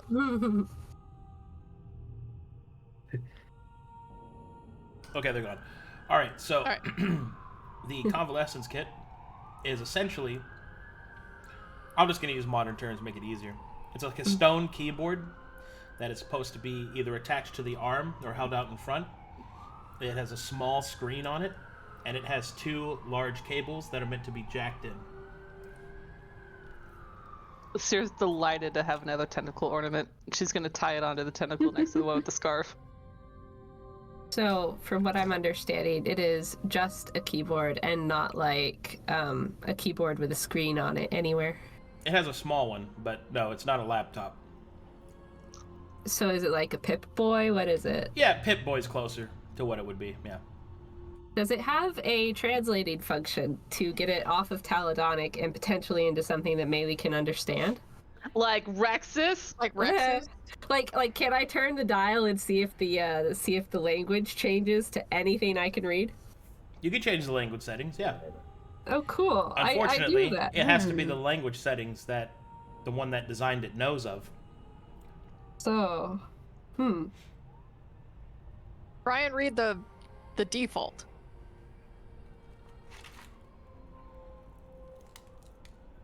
Sera will do the awkward lean of a tentacle person to where she could see the output to see if she could read it for Maelie. Yes, Yeah. What's the default language? The default language is Taladani. It's Taladani, Maelie. Well, Turn the dial. I'll tell you what they are. okay. So Maelie pushes the button and cycles through to the next one. All right, you What see. we got? Hold on. Oh boy.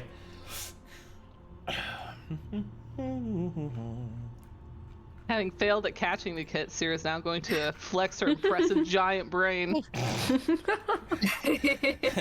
having This is the cover up. having failed to impress the ladies with her athletic skills.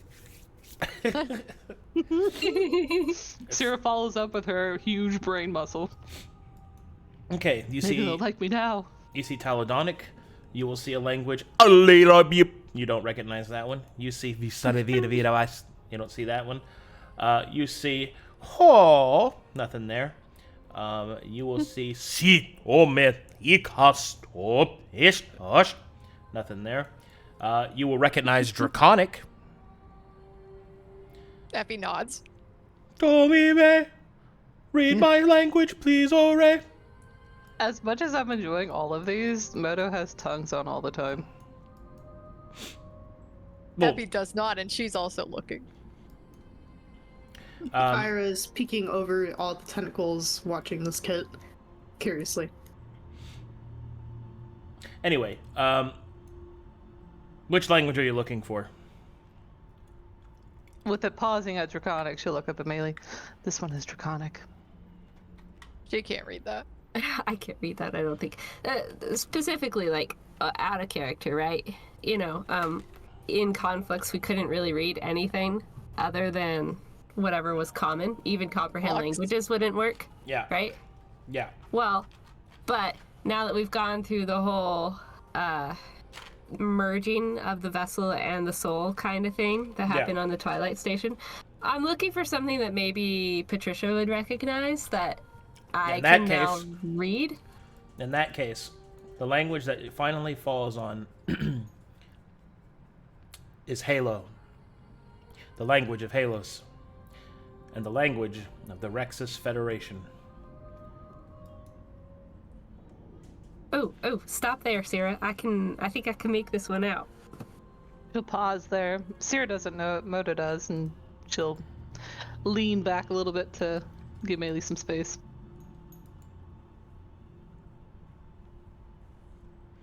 So, I can actually start to read what the convalescence kit says. Yep. and all its various functions. Right now it's saying, no signal. Have you tried jacking it on or off? I can help you there. I'm kind of an expert with these. Yeah. It's looking for a signal. Does that mean it's gotta plug into something? You gotta jack it in or off. All right. Well, next time I come to a screen or some such, I'll try that. Zero points. Well, yes, I know that there's plenty of screens in here, but limited amount of time and all. So what's the plan? Sera will also look at Maelie. What would you like to prioritize? Well, how long? Obviously, this tram goes kind of quick. I'd say if we started it going off in one direction towards something we wanted, like that extra convalescence kit that maybe has more functions than these, or towards the survivors, we take however much time that would allow us to go and gather a couple of supplies, you know? Works for me. Irha and Luka and Seino. Yeah. Yep. Do you guys now speak Draconic? I don't think so. Did you get Would new be news powers to from the me. dragons? Looks at convalescence kit with Draconic on it to see if we can read it. Irha peeks over as well. Very curious if he's able to, due to having a dragon. Irha can. Seino will not peek since he is too small. Sera will wave her tentacle with the convalescence kit on. She'll wave it over towards Seino. That's a long tentacle. She'll give Effie a knowing smile.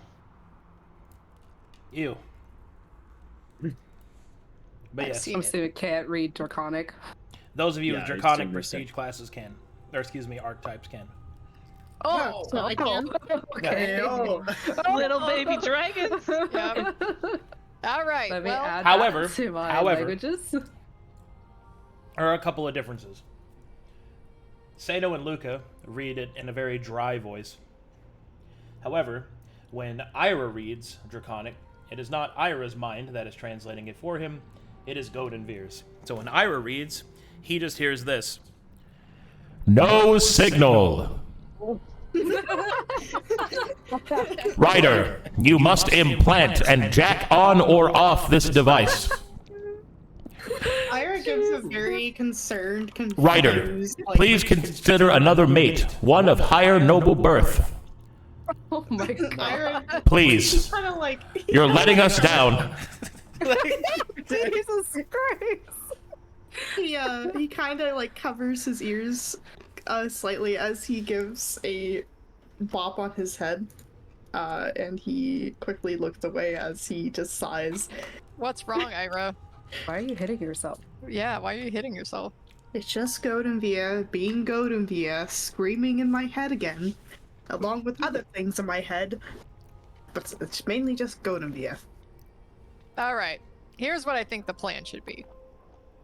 Let's put in the coordinates to go to the new convalescence spot so I can get my little upgrades. I'm gonna go grab more convalescence kits for you guys. While we do that, how about that? Take an attunement slot. Or are they just something we could use? It's something you have to gain proficiency in. Oh, okay. Sera will study Maelie from around Effie's giant boobs. Can you? Her Can whole you though? face. You have to crouch under her legs. Just squeezes between the two of these right here to get one eye over. Maelie, do you have any interest in stabilizing this ship? Well, I don't think that's going to be anything that we can actually do. Nope. Alright. I'd rather not destroy it while we're on it, though. She looks a little worried at what you might be suggesting. Her reputation precedes her. She was actually offering to save the ship, but That is fair, though. It's super fair. You know, I've been around too many people, and she gives a sideways glance as Effie walks over this way. You can't see her. You know, gives a sideways glance to wherever Effie might be, because invisibility. She's like, look, I'd rather not destroy things while we're here, but I think the most important thing would be getting what we could carry that could help us in the future. You know, maybe more of that star metal if it doesn't take too long to collect. Maybe some of those tools or medicines or plants or whatever Effie was mentioning, and then just trying to save the survivors and save ourselves.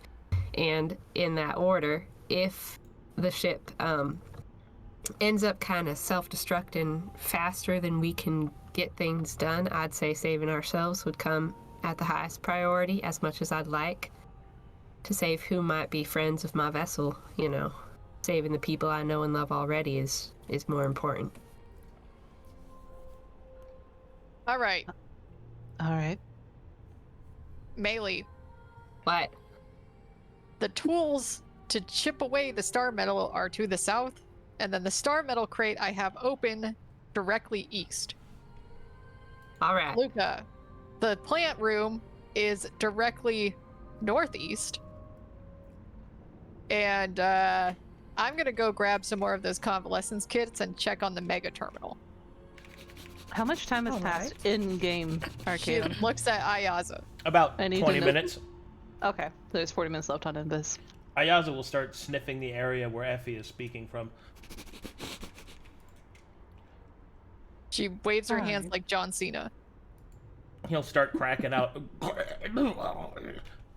Why are you snipping me? Would any of you like my assistance? Ayaza will reach out with his mouth and try to eat Effie's hair. She dodges. Hey Ayaza. Hey Ayaza. Mhm.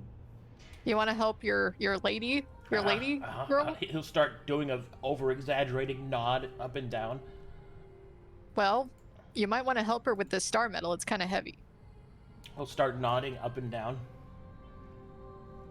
I think she can make good use of that. Alright, Ayaza will place his face against the ground and will slowly drag his head while walking towards where Maelie is. And he will go the wrong God. way. All right, let's meet back up here in like 5 minutes. How about that? Perfect. Don't Anyone go- like don't- to go with me? Don't to go look to at the plants? don't go to the right. but Not going to the right. okay. Where's my And star then- metal again? Not the east? To the south. Well, the I- south is to the tools, and then to the east is or to the west. Sorry. Well, I was like, ain't the east the right? Sorry. I'm really bad at directions. Having it ingrained in her head, Cyril will just rip out the sketch map she drew and hand it to Maelie. Thank you. Looks at Effie's character sheet. Not a lick of survival on that one. Well, I know enough not to go into the Waymaker room. All right. Anyone want to go look at plants with me? And then, thinking for a minute, turns to Challa, remembering that he's a survival dude. Yes, I will provide what aid that I can before the inevitable end. Okay. Come on. The And he Great grabs One him by has his hair whispered and into. drags Oh, him that's with not him. very nice, Luka. You have. Oh no, I feel as if I should make a political joke. Oh, you might like this. Oh no. God. It just ends up going to the plant room. All right. Do you want to do one person at a time? Yeah, we're gonna do this one at a time. Okay, Alright, cool. hold I'm on. gonna go to the bathroom, so Go pee pee. Mhm. I'm gonna go pee. Is it pee break time? Pee pee poo poo. Where are you guys going? Well, I need one of you guys to come with me, because I am not very strong. I can touch things. These gloves don't mind what I touch, but I just can't lift things. Oh. Yeah, that's what Oh. Seino wanted to help with. Like breaking off metals and stuff, maybe. And stuff. So, do you both want to come, or do you one of you want to stick around with Sera? I will raise a small hand as he looks to Maelie. If you don't mind, I'll go ahead and stick with Sia. Just so she's not alone over here. I'm not saying she can handle her own, but you are going to have a giant horse. It seems like that the Seino is going to be coming with you as well. All right. And Maelie, Look at that. Maelie jacked, takes his hand short for cane. just a short minute and gives it a squeeze. Irha lifts her hand and gives it a soft kiss as he gives a hum. As he does so, in the back of your head, Irha, You're killing me. I'm just going to pause for a minute as he kind of sighs, putting and looks to Maelie. Apologies. My dragon is grumpy today. She's one of the pores. Poor! Point at her. I so wish it was out loud. Sera wants to mouth off so bad. She's a goddamn war hero. Well, He just gives a very, very, very long puff and lets go of Maelie's hand and just grabs onto his head slightly. you work things out with Goldenveer, and we can talk about it later, okay? I'm never going to convince this dragon. It's not possible. Correct. It's possible. Talk it out later, huh? Yes, we'll talk it out later. All right. And Have she fun with your medal. she hops on Ayaza and offers her hand down for Seino so that he can climb on up. He will reach out the hand and jump up. Hoist. Now we're both on the horse. All right. Let us float gracefully, Ayaza, over the walls. gracefully. Deja vu! I was to this place before. Prodigal this. He'll just start spinning. He helicopters. Tokyo drifting. He helicopters into this room. I do love I having will a never get nightmare. used to this. I'm sorry, Seino. And then you two are hanging out in here. Yep. I'm Yep, hanging Sera's with gonna Sera. eat Irha. Oh, good. Oh. Well, Alone at last. Aeon will watch. Distant screaming. Not in the fun way. I know. That's the bad part. All right, let's do these fucking nerds in here. Oh, Luka, you should lead because you are a present-minded person. All right then. And looks at him. It's your time to shine. Confused. You can do it, Luka. I'm just looking at Breathe plans. deep. Let the chi within you come into an outward setting. You can overcome any challenge as long as you breathe. I'll breathe, but not piss on the floor. Good. You should not baby bird. People don't like that anymore. You can't do it. Okay, so Luka looks at these plants. Just from a first glance, he's going to investigate these plants. Would that be a nature check or Nature. Okay. 17. Well, since you have a convalescence kit, right? Mm-hmm. Yeah, and that you can translate it, you are able to actually read what these things are saying. Oh. These are plants from different worlds. Oh shit. Hold on. Let me get my notebook. Canonically, I have not grabbed convalescence kit for Luka yet. Oh, Oh, never mind then. well, these are plants from different worlds. We can say that she quickly grabbed them and divvied them out. That's fine. Oh, okay, then. Okay. Yeah. She was planning to do that anyways, so who gives a shit? Okay. So You they're now from have a different convalescence worlds. kit. Cool. Changes the settings so it turns purple. She changes it to draconic for you. Ooh. Luka, Okay. Luka, I think Yes. blue is a good color for you. Not the other one. Blue. Don't choose that one. But it's a good accent color. Looks at his purple sweater and like lavender pants. Okay. Whatever you wish. He smiles at him and returns to these plants. All right. You find some plants from different worlds. All right, where do you want to start with? Clockwise. So this one right here. That one? All right, we're strolling up. Mm-hmm. Do. Okay. This is a...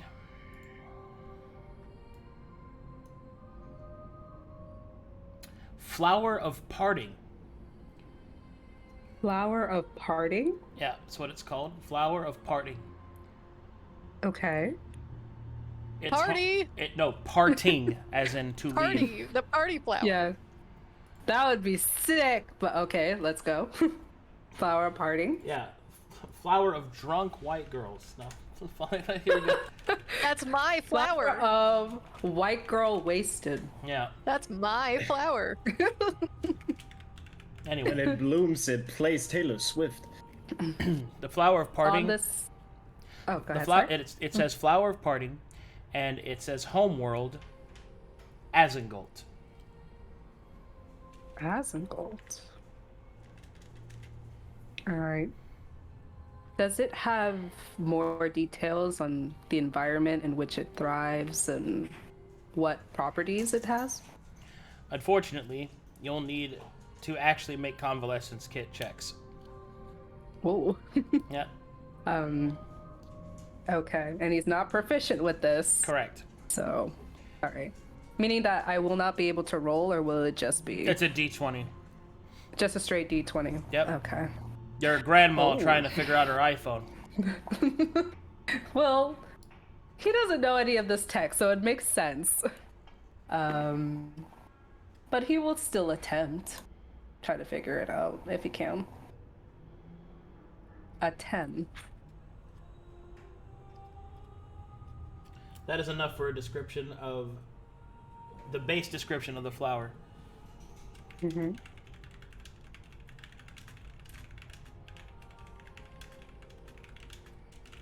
Okay, so just the name of it and where it's from.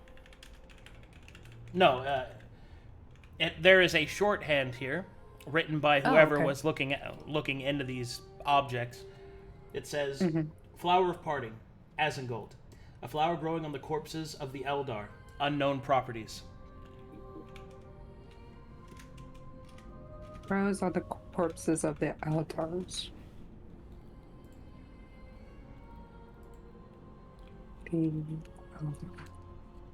Okay. Me, Storm, just pogging over here. Okay. And I'm gonna underline that because we don't know what the Eldars are and unknown properties as of right now. Alright. He moves on to the next flower. Health.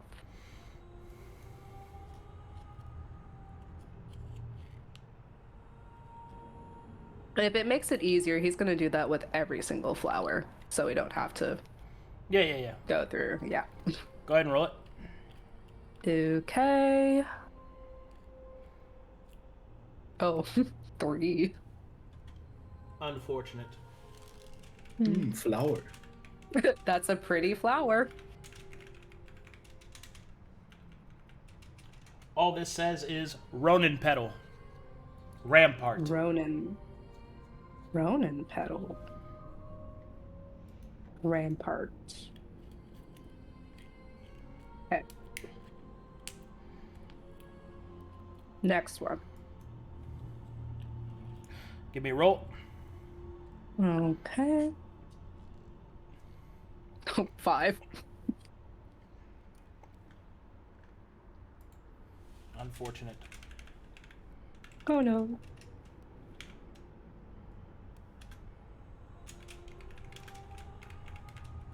I need your ID, sir. Name and location. This one says Leechweed, Baba Yaga. Oh. Baba Yaga. Leechweed, Baba Yaga. Oh God. 3. He's an old man. Physically, he's hobbling. Grandpa, that's on speakerphone. What? Hold the camera up to your face. What do you mean? How do He's I delete the struggling. text again? He's struggling with his one leg, supporting himself on his cane, trying to type this in. I just love that you can hover, but you just choose not to. He's so angsty. Okay, he doesn't want to do it because if he starts hovering, he's gonna lose function in his other leg because he's so used to hovering all the time. You got a subclass that gave you a hover speed. Oh yeah, he doesn't use it, Like- but he's just like, I don't want to use it right now unless it's important. And he's just hobbling. Like, what's So the point if of hobble? if a bear comes to eat the party and everybody can move at a normal speed, you're the one that gets eaten. Oh no, he's gonna use it then, but if there's no immediate threat, so he's not going to. He's an opportunity user. All right. Yes. This is sorry's Querg. Wait, for real? Yeah. Sorries. Sorry's from the world known as Querg. Where? Oh, cancer whale. Cancer, it's cancer. Querg, right? Quierg. Oh, Ierg. Okay. So quirky. Goes all the way here. 13. Oh, Rainzz. I'm not like those other whales. I'm so queer. I have cancer. That's a little quirky. Or a little quirky. 13. License. Russian.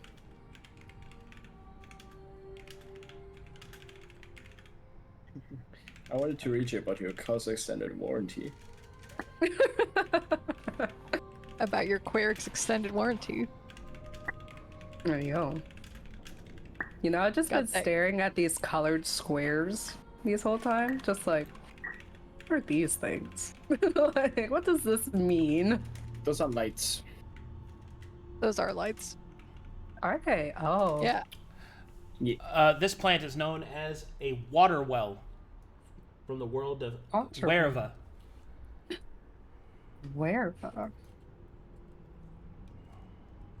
Does a 13 tell me anything? A curious form of cacti, a self-contained organism that produces water from the sun. Regenerative properties. Oh.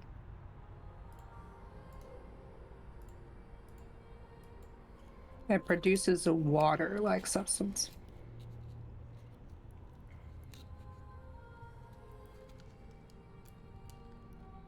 Okay. That could be useful, maybe.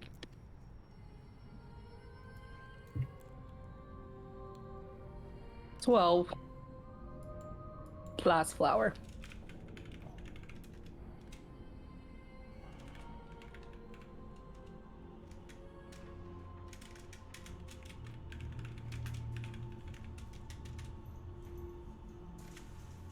This one looks gross. Like tryptophilia. Gross. Tryptophobia? That's it? Tryptophobia? The weird fear of holes? Like tiny holes? I have no idea. I think it has a different name. I can't remember. My friend has it. Is it Tipo? It starts with a T.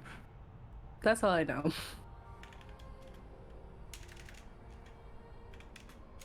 Gear. I mean, like, I know it's unsettling to look at. But I No, wouldn't say you're it's a right. fear. You're right. I was thinking of something else then. Trypophia. Trypophia. Trypophia? All right. This plant That's gross. is called Ancient Bloom. It is from Ori. A flowering mushroom that blooms from the blood of ancient creatures. Empowering properties. Increased muscle mass. Oh, Increase strength. Sounds like steroids to me. Muscle. Mass. Okay. And it blooms in the blood of what exactly? Again, sorry. Ancient creatures. Oh, it blooms in the blood of ancient creatures. Just put Seino in there. Just throw him in there. Just throw let him him in there. swim in there for a while. He never had trouble with controlling his rage. I'm sure it will go fine. Just do it. I put all that in notes for you guys. Oh, thank you so much. Thank you. Much appreciated. Thank you. All right. After documenting as much as he could about the flowers, he will look at this chair.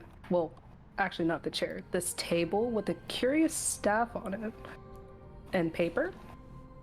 The paper's not Paper's gone. Oh, paper's not there. Then the staff. there. It seems to be made out of a strange white material. It definitely looks like a staff, though. Going to Arcana check it to see if this has any other magical properties or if it's just a regular staff. Go ahead. 18. The staff is not magical. In fact, it's not even a staff. Not really. It's a facsimile of one.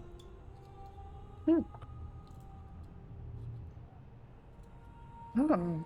He picks it up gingerly and As- examines it further. As you attempt to pick it up, you realize it weighs a fuck ton. Oh. Like, It weighs, can't get it off the table? It weighs- Fuck ton. it weighs 30 pounds. And at your current carrying capacity, that would put you to encumbrance. Oh, okay.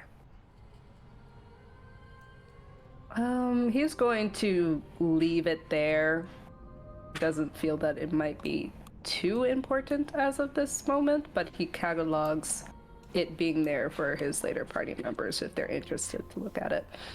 But he does give a glance at this monitor here to see if there's anything on it. Well, since you have the translation, you're able to read what is on the screen. The screen stipulates that there is an experiment that is currently being sequenced, and it is ready to be ran. It is awaiting the command to run. Oh.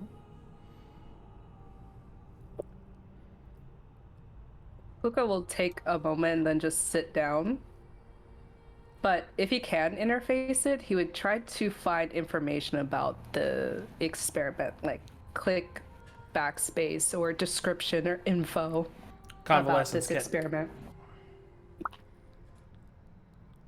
Old man, glasses, looking at screen. 13. Isn't How this does but Windows oops, I XP started it. All right. As you attempt to find out more information,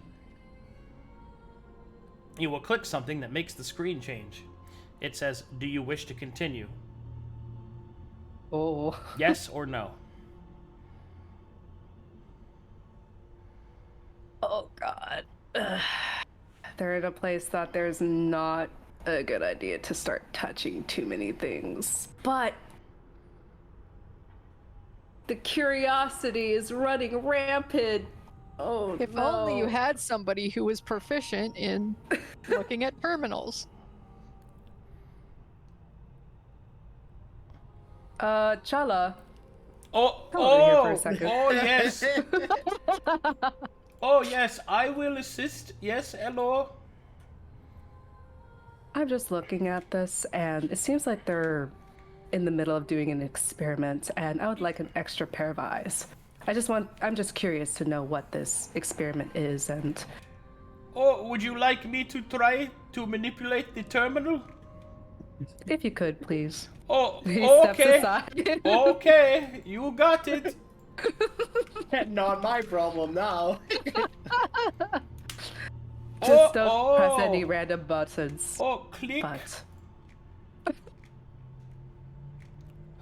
Observe, Luka. The Great One has guided my fingers.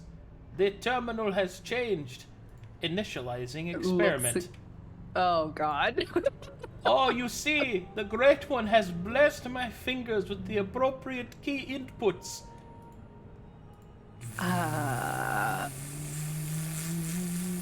Looks around. Do you hear the undulations of the Great One?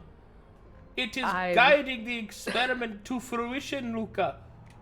Backspace, backspace, backspace. What's happening? What is happening? I believe it is called hubris. Oh, please let this be over really quickly. I just wanted information. Looks at what's happening over there from the chair. This chair is very comfortable. Yeah, why don't you Leans. sit there for a second? Looks at what's happening here. Surely nothing special. And keep an eye on the monitor.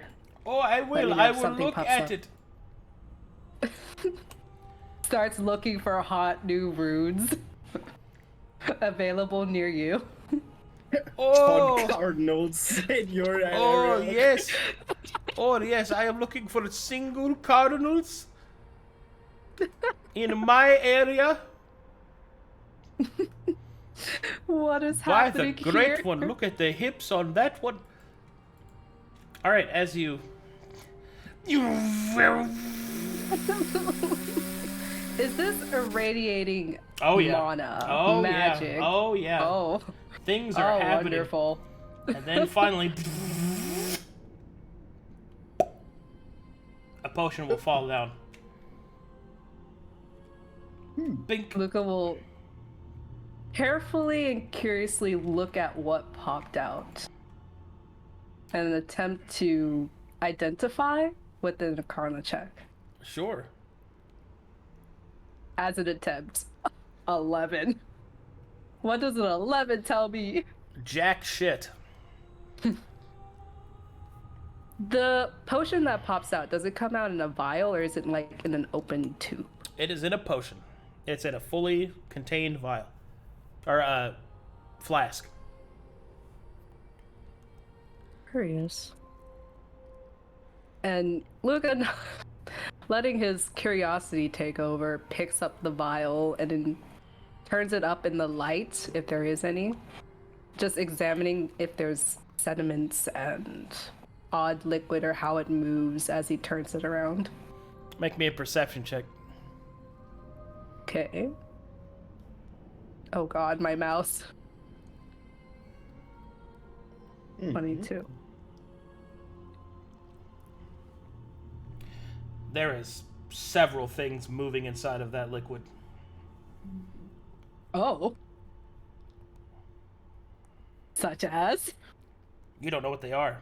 They're like small, almost shadows in the water. Okay. Do you have medicine trained? I do have medicine trained, actually. Roll that for me. 27. Damn. Those are parasites. Oh! Wonderful. It's gonna bring Kaoton back. Oh, well, we haven't verified whether or not Luka still has that flute on him, but we'll see. Oh, and then Luka looking almost shocked for a moment, but then a weird sense of giddiness falls around him, and then he runs to Challa. Challa, look. Oh, look! A plot convenience! How convenient! I believe there's parasites in here. Oh, yes! There are many parasites in the earth. One must expel them from their body using their ki. A deep breath like this. Bleep, bleep, bleep, bleep, bleep, bleep, bleep, bleep, bleep. Please don't fall asleep in that chair. It But is I'm very serious. comfortable. All right, time to get up, big boy. And he tries to. I am a shove big him boy. off. He's literally a big boy. But this is interesting, though. If I had to make a deduction, a fair deduction, this would all come from the plants. But this having parasites within it, could it possibly counteract what we saw in the corrupted sailors? And he's kind of sitting there, like pondering about this vial as he turns it over, watching these parasites wriggle inside the vial. Oh, this is fascinating, but alone these plants can do other things. Yes? Do you think we should make more? Yes, And he please! looks very... he looks actually kind of excited about this. Explore your hyperfixation, Luka, is the great one with us. Oh, you are going to be a bad influence if we stay together. Oh! And he again looks at the console to see if there's anything new that pops up. Oh, there's something you should know, Luka. Hmm? It's time for the next scene.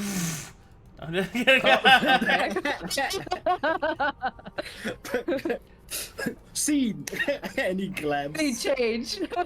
Collapse. Turns into the next scene. Where The we going? convalescence kits were a bad idea. Why are they a bad idea? You taught the people how to push random buttons. It's like when Prometheus got fire, right? He stole fire from the gods. It's Was exactly that like the right that. person? It's exactly like that. Right. Mhm. And then now everybody has fire, and then all of a sudden they start burning down the world. Or helping it, you never know. Well, with the checks that you're making, it's pretty much burning down the world.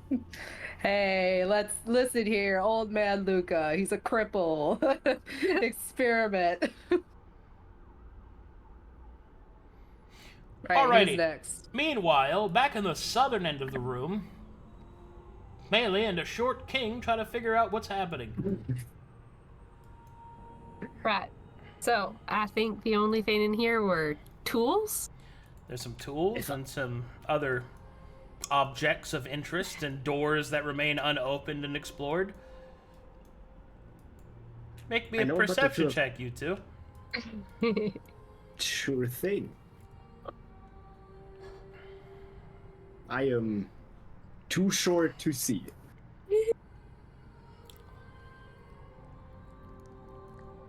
Maelie, you notice that there is a little bit of blood coming from underneath this door.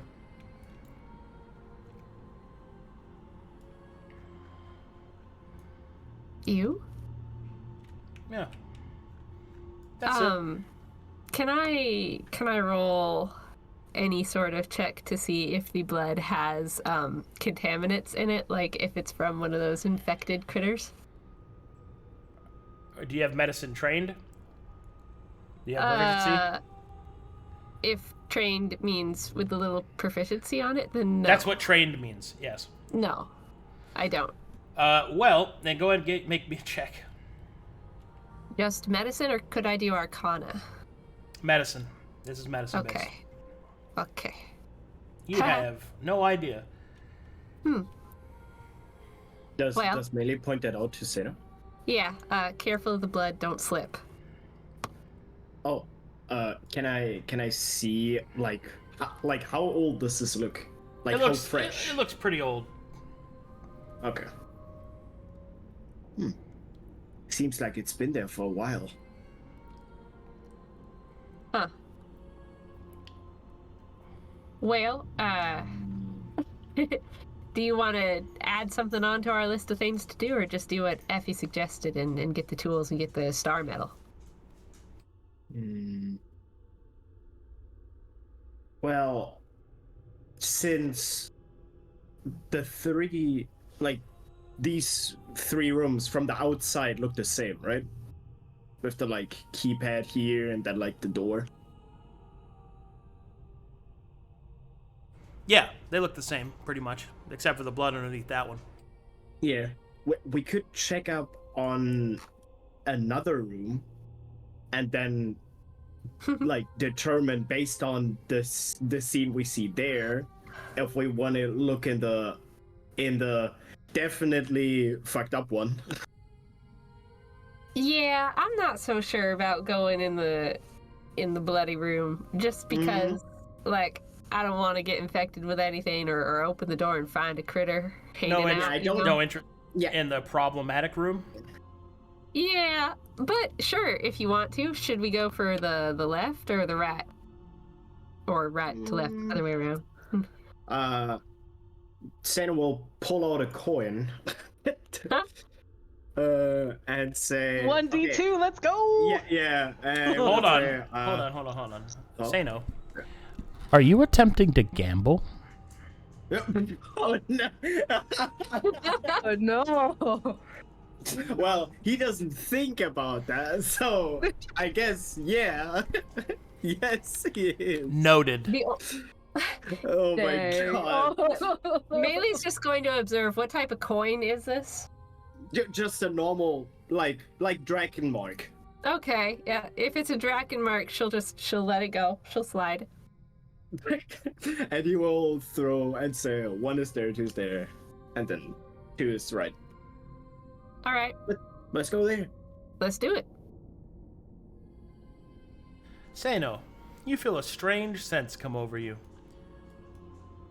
Like a cold shiver. Oh down my yes, spine. like a reminder of what gambling can do to a person. Maybe I put that coin away.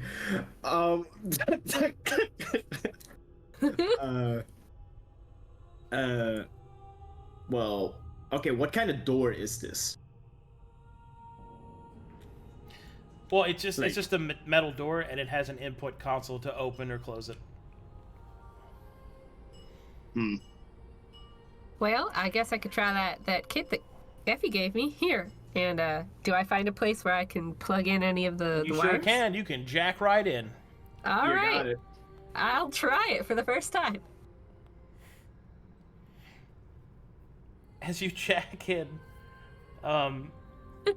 make me a convalescence kit roll.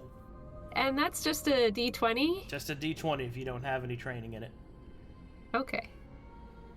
Thankfully, the incredibly basic functions of open and close become pretty straightforward to you. Which do you select? Open or close? Open? The door opens. Hey, look, it's not so hard. Oh, you got it. Yeah. Wow, So you're so smart. Oh, thanks. I'm gonna unplug it. And does the door automatically close or does it stay open? It stays open. Oh, look at that. Okay. So, I think I'm gonna stay on the outside just in case something malfunctions, and the door closes, I can get it open again from this side. You okay exploring on your own? Sure. And he will go up front and look inside. Okay, make me a perception check. Oh, I've been good at those. Well, 13, not bad.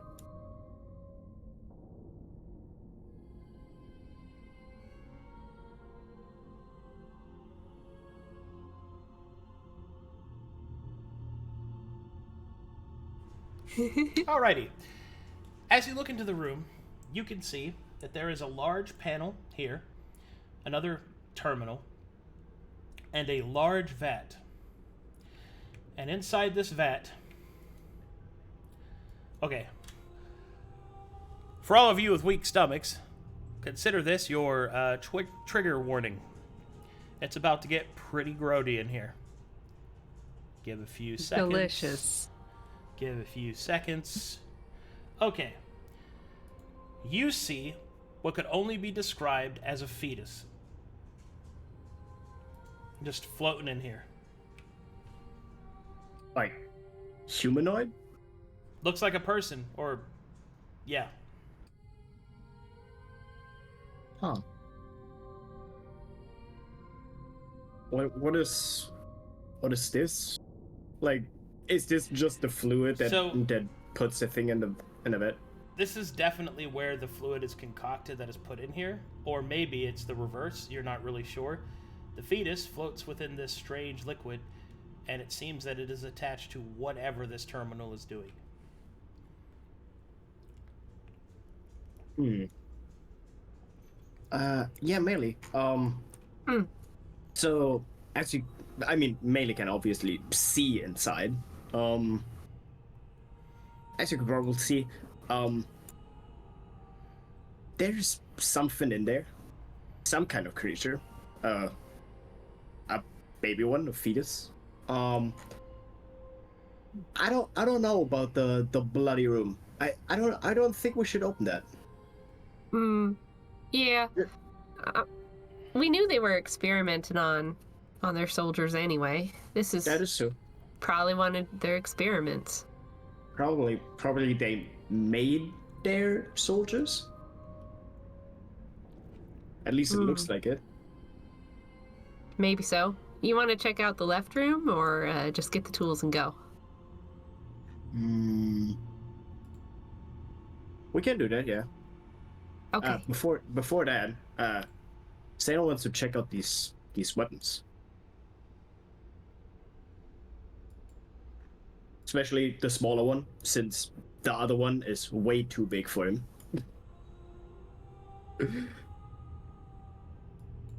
Maelie will push the button for close on the door and then go check out the potions while Seino looks at the weapons. Arcana checks.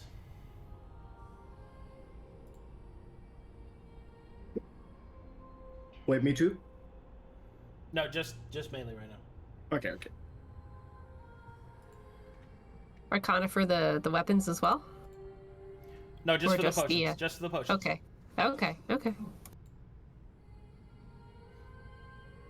Do I need another one? Oh, I'm sorry. I didn't notice you rolled already. Apologies. As you take a look at the potions and begin to investigate them more carefully, you can see that whatever is going on in this room, it appears that there are several essences here. What they are made of, where they're from, you unfortunately are unable to know. But it seems that it's being refined somehow. Like the final... How would I describe this? It is almost as if that the essences are being refined to their most basic elements, separated and then experimented on in that manner. Seino, these are not weapons. These are facsimile of weapons. They're also very heavy. Far heavier than they should be.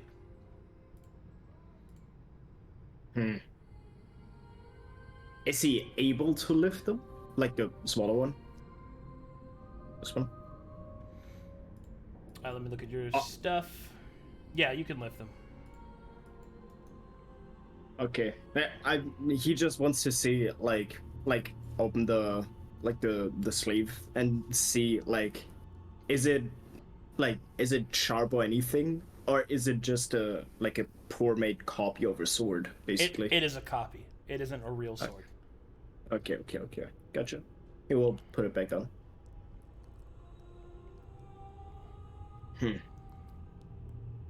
Can't get my hand around what they did here.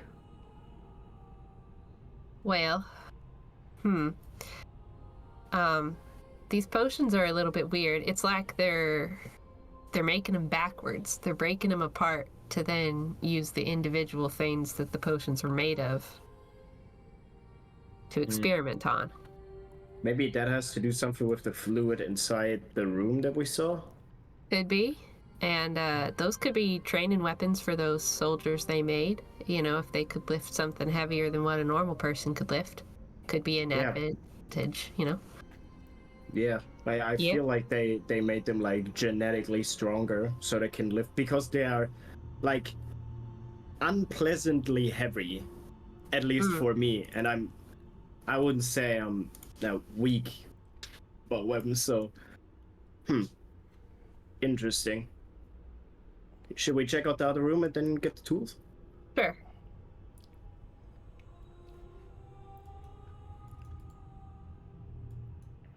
Plug. Open. Do I have to roll? Do I have to roll for this one as well? I will spare you having to roll for the open and close mechanic. Oh, hooray! Effie would be very proud. No, I'm not. Never mind. She's not proud. I'm not proud. Imagine scouting and telling people don't mess with the closed doors, and then all they're doing is messing with the closed doors. I'm gonna take all those back from you guys. You don't know Not if she finds out. If I find out, I'm taking them back. Well, we all agreed 5 minutes to go do the stuff that is important to your characters, and now we're not doing it. Well, to open a door and peek in really takes, like, what, 30 seconds at most? She'll never know. Anyway, then we'll take a peek inside. deciding to ignore the advice by their rogue, you open the door and look inside. This one is very similar to the other one, except the thing that is in the vat is not a fetus, but rather is a strange blob of flesh. This one is in a different kind of state of evolution. Huh. Huh. Maybe it's a different concoction of fluids. With like a different element that they broke down and gave to each one, you know? Probably a different kind of, like, soldier they make, right? Because they probably made, like, different ones. Huh. Clothes. Okay. Well, let's get the tools and then Yep. go to the storage, I think it was. Sounds good to me. And so they grab the tools. See. Meanwhile,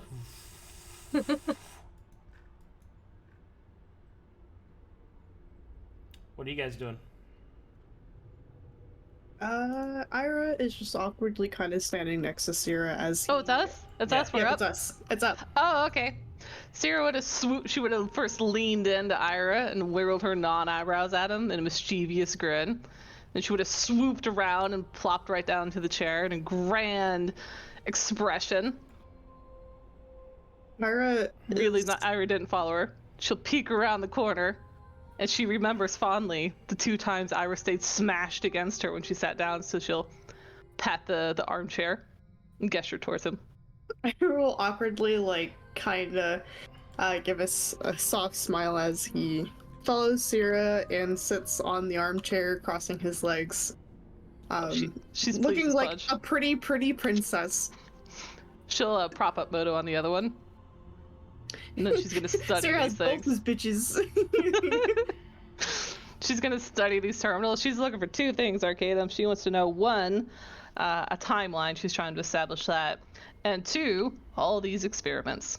What kind of So rolls tell me do what we I need make to for do these? to what do I need to do to get there. Convalescence. She'll close her eyes for a moment, focus down into the vessel she's inhabited, and she's going to combine both her time as an archivist and her vessel's time as an archivist, and she's going to go for what she believes is her superior way of archiving all the data in front of her.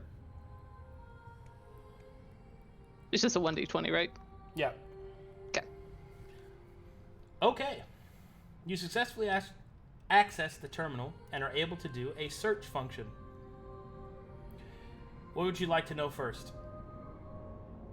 Is there any sort of basic list of things that she can search first? She wants a timeline, so wherever she would go to get a timeline. In my world, it's a list of recent commands. Or a log file. Well, if you're looking for a timeline, you can look for received commands to this terminal. And you could backtrack it that way. Let's do it. How far back would you like to go? She wants to know when the Voidka started belting. So, the first warning of the Voidka belting. Yeah.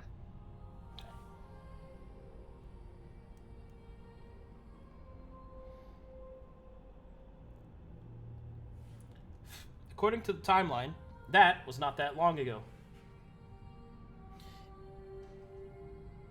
It was approximately 62 cycles. Hence, when the first Voidka warning occurred. There are several warning messages before then, but this is the first one in which a containment field had failed. Is it 6 cycles you said? Will you remind me what the cycle is? Is that 50 years? No, 62 cycles is, in this case, is a day. A Rexian day. So, 62 days? Mm-hmm. However, remember that a day on some worlds is different than ones on other ones, but essentially, 62 Rexian days. Or Halos days. Helios. Halos. Haalos. Haalos. Halos. Okay, Halos. Got it. Hello. Right. Okay. Should do a quick check that Ira's following along. Oops, I just put X's in there. So she doesn't have to read it out to Irha. Ira is indeed following along. Okay. Are you in Draconic? What is the language on these things? Sera wouldn't have changed it. Sintaladon. You only. Oh yeah, Ira is pretending to follow along. Okay, she'll point at the line. Since she's in her element, she'll just read it out. She's not gonna beat around any bushes. It's been 62 days of the local calendar year, Irha, since there's been an issue. That is recent. Her next search she's gonna look at, has this ship been boarded? Negative. Okay. At least not recorded. She's then going to look for on a ship. She's assuming there's life signals because her angel was able to figure out when their life signals was missing. Can she get to the monitoring section of all the quote life signals? She's suspicious around it, what it recognizes as life, but that's where she's going. Yes. Okay. She's gonna do a slash list. How many are there? Life signatures are automatically separated between those registered as not infected, but those registered as hold on, Bless you. Bless you. There are 3 life signatures that are located in this area. 3 categories. The first are located as threats. The others... Oh god, what would it be? It would be, subjects. And the others are unknown. By doing some quick process of determination, you're able to... Our process of elimination, you're able to determine that the enemies are the nascent creatures that you've ran into. The unknown are you and your allies, and the subjects must be the survivors. Okay. How many for the threats and the subjects? The subjects, there's probably what you can see on the screen, about a dozen. Okay. Of the enemies, there are several thousand. Okay. 1,000 plus.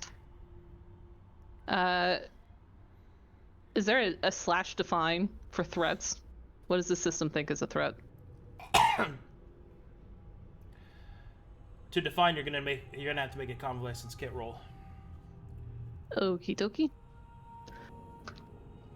She'll look at Irha. Help me with this. We want to look at what these things really are. Ira just gives a quick nod as he is leaning onto his knees now, kicking his legs back and forth curiously. Wait, but you guys can't read at the same time. I know, he's pretending. Smart. Irha is unable to provide any help whatsoever. However, She rolled that on an irritated, realizing that she hasn't switched it over. She'll do a slash language change. Draconic. Well, does Sera know Draconic? She has Moto who knows languages at all times. well, Moto Ira can actually knows Draconic, so yeah, it's fine. It'll translate for him, but Yes, let's go. Speed. Ira can suddenly read everything, and he is very happy. But he is unhappy because every language he is reading is in Godemir's booming voice. correct. /inquire. It echoes out of Ira's ears a little bit and hits Sera in the side of the head. /list define enemy subroot definition expand writer. Click that button. No, not that one, writer. Click that one. Writer. Clicks the other one. Click this. Right. Please consider another mate. He goes into it again. Irha will click whatever button Godemir was trying to tell him, and he looks to Sera very concerned as he slowly pulls his hand away. All right. Feeling all these vibrations echo out, she'll look at Irha. Perhaps you should try channeling him. His arm will become your arm. Just a suggestion. I don't even know if that's a thing. Personally, I don't know how to do that. I'll help you later. All right. Results? In either case, results are presented on the screen. You can see that what appears on the screen in the majority are infected sailors, other subjects, just ones with these creatures inside of them. You will see that there are several hierarchies that have these threats, depicted by the amount of damage they could do, no doubt separated by the kind of creature that they are. Some of them you recognize, others you do not.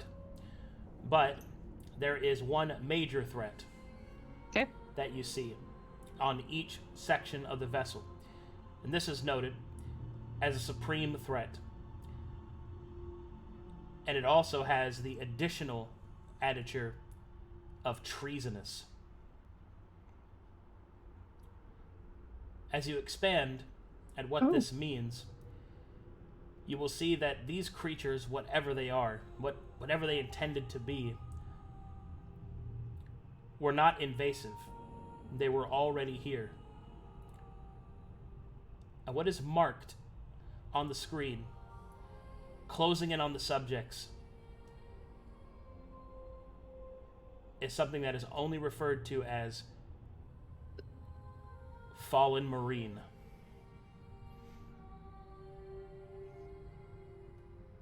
Let me say that back to make sure I got it. Are you trying to tell me that closing in on the subjects, that the supreme threat is moving towards the survivors? Yes. Okay. Got it. And there's just one supreme threat, or there's one per major section of the vessel? One per major section of the vessel. How many sections we got? There are 3. Okay. We started in the small section, and now we're moving into the big one, right? The city one? Or are we still in the small one? No, you misunderstand. The 3 pieces of the broken vessel are all huge. The 2 smaller ones, or the balls, as I described to Effie, are floating just outside of the connection points to the shaft. The ship was once whole, but it's broken into 3 pieces. You're in the piece where you suspected the survivors to be. There is one major threat on each of these floating sections, at least as far as the terminal is able to tell you. Yeah, that's what I said, right? Oh, it made it seem like you didn't understand. I'm sorry. Anyway, yes, that is where it is. Okay, so one supreme threat per dungeon area. Yeah. Cool. There's something large that's going to be where the survivors are. She's going to try to do a further /define on the supreme threat. Classified. She'll scowl at that. Irha is going to give a very long sigh. She's going to do a /who am I.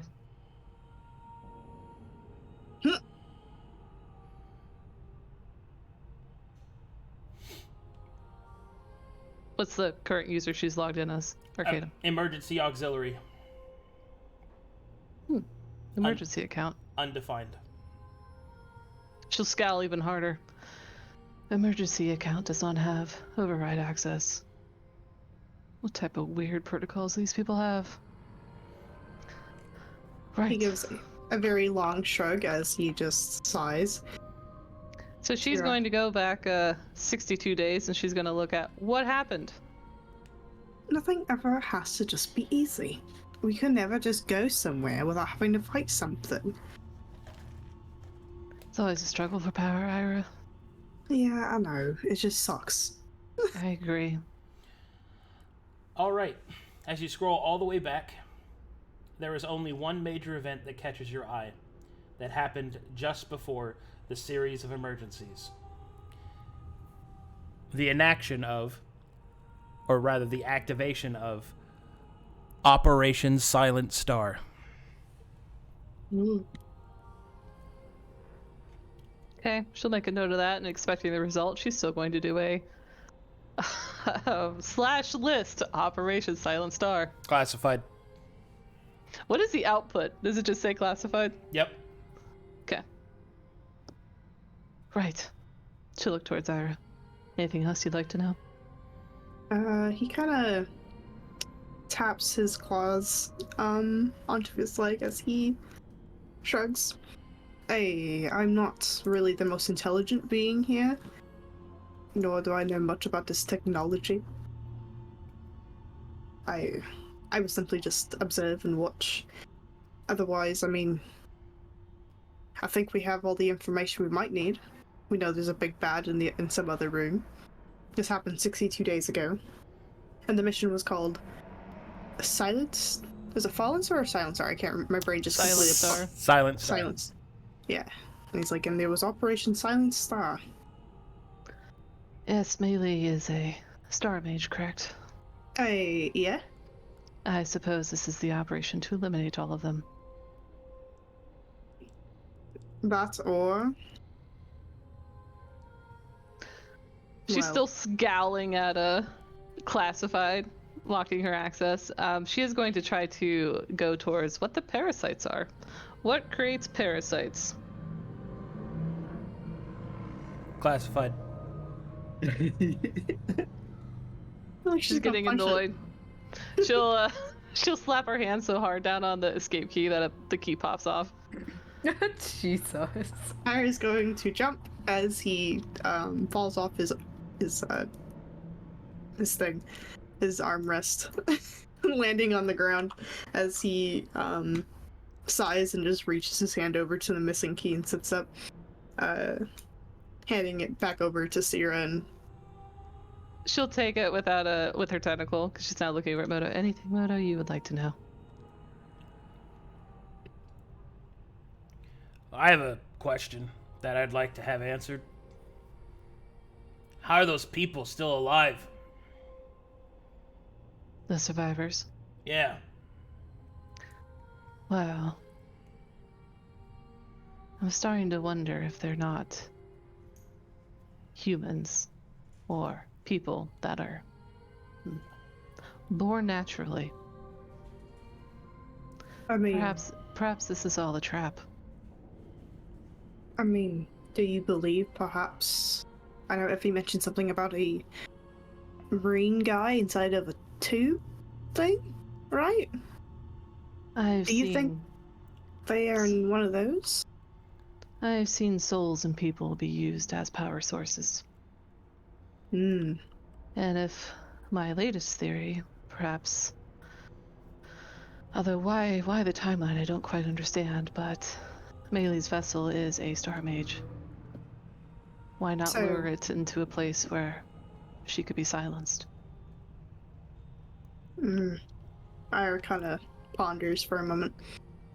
So, do you believe this whole operation might just be something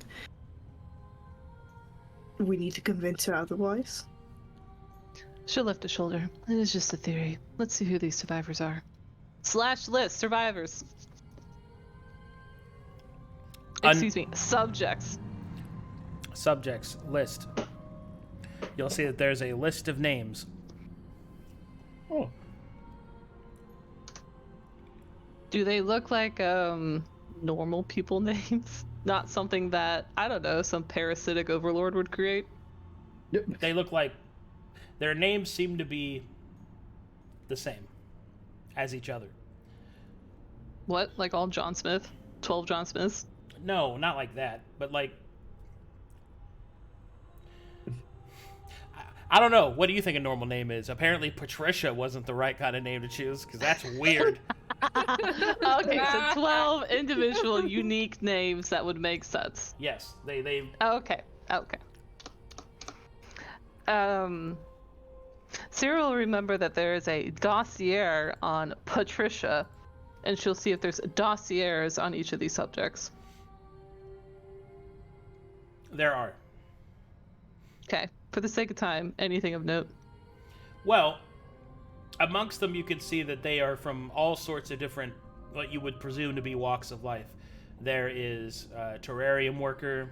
There is a custodian. There's someone that seems to have some kind of rank, an ensign. And of course, there is also one, let's see, that adjudant mage.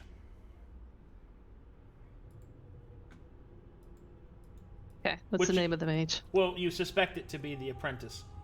Oh, okay.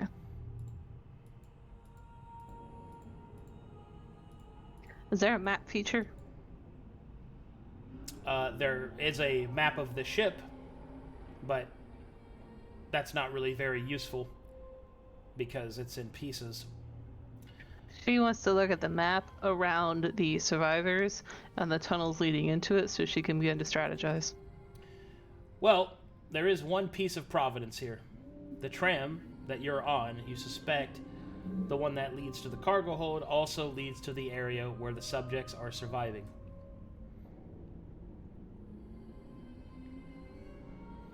How many other tunnels lead to that area too? I mean, there's several. It's just that you're on one that is connected to the tram.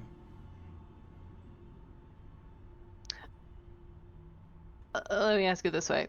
How many different areas can that room get attacked? Several. Each direction. To the cardinal directions? 4, and we're on 1? No, 8 of them. Northeast, like there's... Okay. And also vertically as well. Okay, cool. She'll look at her companions. Anything else? Irha shakes his head. No. Okay. She'll give a last look at this terminal, and she finds it very curious that it doesn't have a keyboard by itself. She'll stand up. Right. Where are the others? It's been 5 minutes. Meanwhile... Effie, what are you doing? She was going to check out. Well, canonically, she went and grabbed Convalescence Kit and storylined them to everybody. And she would then try and look at this terminal. Go ahead. As you approach, you can see that this terminal is a bit different from the others. It seems to have a lot more coded locks on it, marking it as a security terminal. Okay, she hacks her way past that. Give me a roll.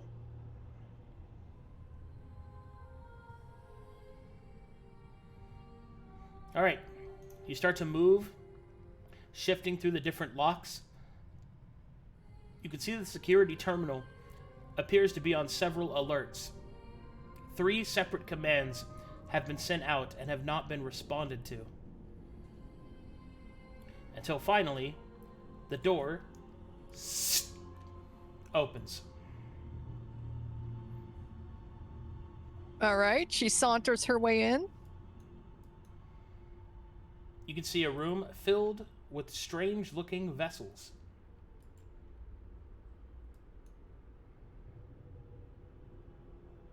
She looks at the vessels.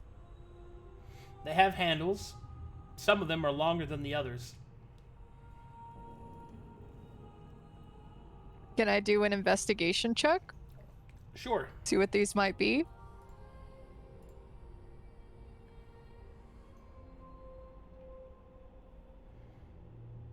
You have no idea.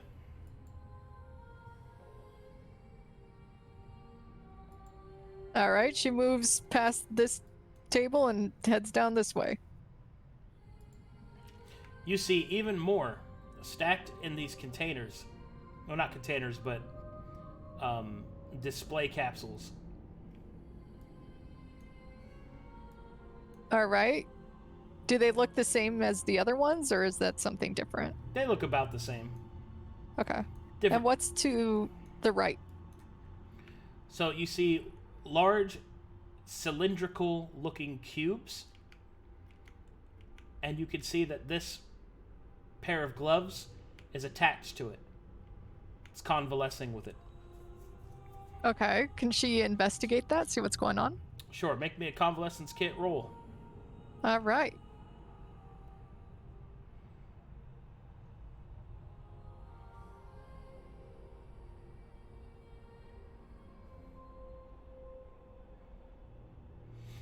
Okay. This time around, as you take a closer look, it seems that there is energy being exchanged from this into this. But it doesn't look like you can manipulate this in the same way that you've manipulated the other things. This has no activatable commands. Can she put her hands in the gloves? If you unplug them, yes. Do you wish I'm to do it? confused. The gloves are plugged into this, and it's charging. The gloves are being charged. Oh, so it's the opposite. It's not like the fingers are holding this thing. It's the opposite. No. Got ya. Okay, then she unplugs the gloves. Okay, you unplug the gloves, and then you put them on? Yeah. As you do that, you can feel a strange lightness to your hand that wasn't there before. It's like your hand got lighter. Oh. It's a really weird feeling. It almost feels like the hand that's inside of the glove is moving normally, and it feels like your other hand is like... It feels like it's in water. It's like it's moving slowly with way more resistance. Okay. And it's just gloves, right? Yeah. Okay. Can she pick this thing up? No, that is attached to the wall. Okay, it's attached to the wall. Okay, cool. Then she kind of looks over to these things, thinking that something with this has to do with this, maybe, and she goes to pick out one of these. Okay. As you reach out and grab the strange vessel and pull it free, it feels heavy in your hands, except for the ones with the glove. It feels as if you can lift it far more easier in that hand. All right, and there was only one glove? No, there's two. Oh. If you put the other one on, then you're fine. I just wanted to demonstrate the difference. Got ya. Okay. When you put one on first, because obviously you can't put both on at the same time. Put your pants on one leg at a time. Yeah. Okay. So she holds this thing, with the gloves on. It feels light in your hands. Great. She decides... It's a really weird club. It is. And these things are attached to the table? Those are not. Okay. Can she lift out one of those? Yep, easily. Okay. Then she moves this way and tries to go to the Omega terminal. And she sets the weird club down on the table. And she jacks in. Unfortunately, it is difficult to jack in with these gloves on. While they make your hands feel lighter, they are not good for finesse use. Okay, she takes one glove off at a time. Okay. And she jacks in again. All right. Okay, as soon as you jack in, information flies across your screen at a blinding speed. A lot of things are happening. So, you also have access to the central network. You can just tell by looking that you were able to access each of the different other main terminals and their subsystems. However, such a thing will be difficult. There are hundreds of notifications flying in front of your face, to kind of give you an idea, you ever had a website you had to go to where you had to like close an ad before you could do anything?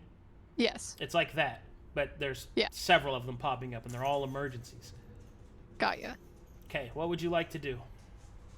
She's trying to research what's with the weird club room. Okay. You're trying to inquire about that. Make me a convalescence kit.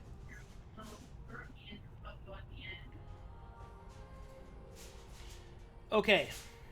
As you steer your way through the emergencies and find out that there have been emergencies sent to that specific room, you realize that it is a security room, one of several hundred across the entire vessel.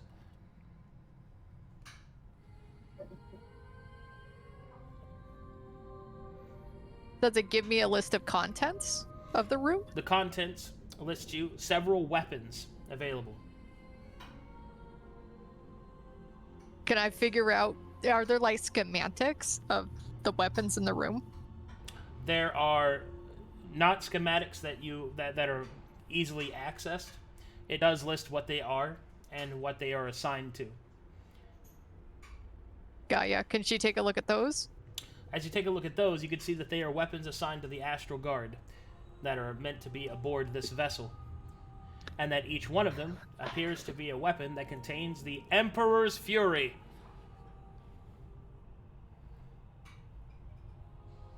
What is the Emperor's Fury? You are then suddenly listed with a series of textual documents listing the legal powers of the Emperor. You have went somewhere completely different. What does the Emperor's power say? You see that he is the leader of the Rexus Federation and has absolute control over all of Halos. You can see that his determinant desire is expansion and conquering of the known galactic sector.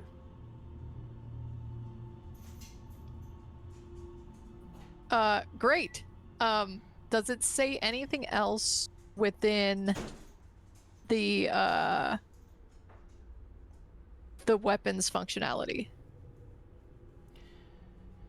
It states that they are a devastating weapon that scours flesh and bone from a distance. They're like big wands. Ooh, that's a weird looking wand. She gets back up from the seat, puts her gloves back on, picks up the big club, goes back into this room. And how heavy are these gloves? When not being worn, they are 15 pounds. Okay. She's gonna grab a couple of these pairs of gloves. Okay. And while holding or having the gloves on and holding the weird clubs, how much can she carry? So the gloves allow you to wield things that are normally too heavy. Carrying them, you're not going to be able to do, even with the gloves' help. Got ya. Are these smaller clubs? Yes. Can she pick up a smaller club and a bigger club? Yeah. All right. She picks up a smaller club and a couple of pairs of guns and then a big club. Okay. And then she walks back to the terminal. She would like to now input a command to take them to the convalescence kit hidey hole. Activating tram. Yeah. To point of request. Yeah. And you're requesting a stop. Yeah. All right. That's easy enough to do. You input the command. Do you wish to proceed? Yeah, it's been 5 minutes. Click. Everyone all across the...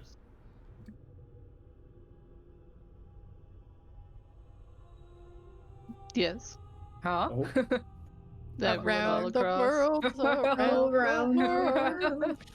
Around the world. Oh, Effie's hanging on. Oh no. Oh, you gotta hang on, guys. Holding on. Sera will snuggle Luka down into a starts- chair. Luka starts flying, falls into like one of the plants, Cracks it open. And then Yeah, the, he cracks it the open. spores go everywhere and infect Yeah. everybody. Irha is silently admiring Sera's tentacles as they are interesting, and he's never been up this close. Her She'll girl wrap wrap him around her Irha. head. Huh? She'll wrap him around Irha so he doesn't go flying off the chair. Sorry, I'm back. All right. Okay.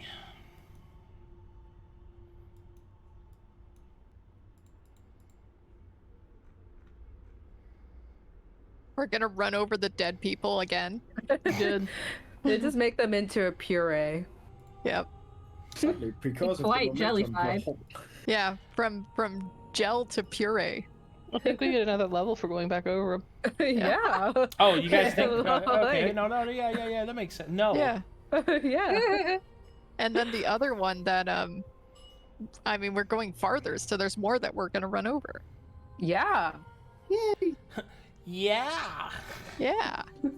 When the train you- starts moving, Sera will share with everybody that the survivors are in a room that have access points from 12 different tunnels. How does she say that? Yeah. Well, Oh. how? Do you want me to impersonate Moto? That's Arcadum's job. Can Moto go to each person and tell them this?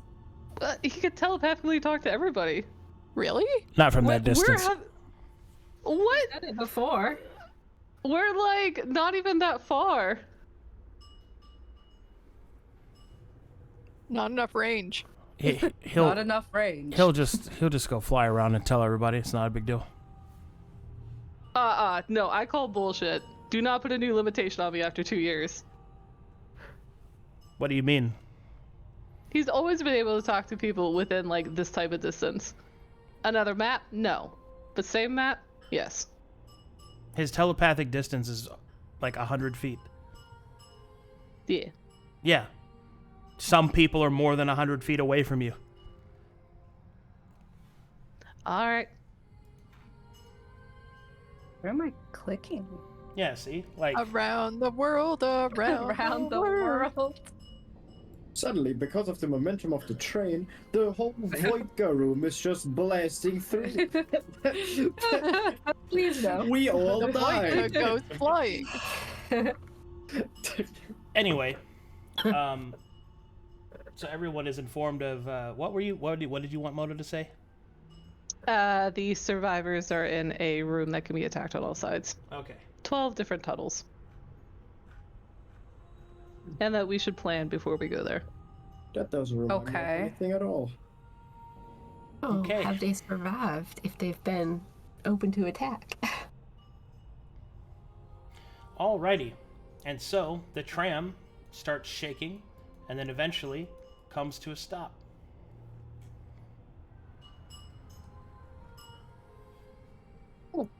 Effie goes to meet up with people at the Grand Central Station. Seino, I think we're running a little late. Does All right, chair Challa, let's swivel? go. Yeah, maybe. We've been hacking too many Alright, big guy. doors. Can we swivel? Sera will swivel around. Irha Should we go will- back to everybody, or should we try to go get some star metal? I mean, it wouldn't hurt to get the star medal, right? Yeah. Okay. It just took us a little longer. All right. So follow me. Go this way. Yeah. Yeah, Whee! So- And you see a voice coming out of nowhere, or hear a voice coming out of nowhere. This is my stop to get the convalescence kit. I don't think that I need any of your guys' help. All right. Well- If you want to hop down, but it'd be best if at least one of us was around. Nah, it's okay. Are you sure? Unless you want Moto to come with me, Sera. Do you want Moto? Yeah. Fine. If I get you want- dicey, then I can just communicate. She'll wave him towards her.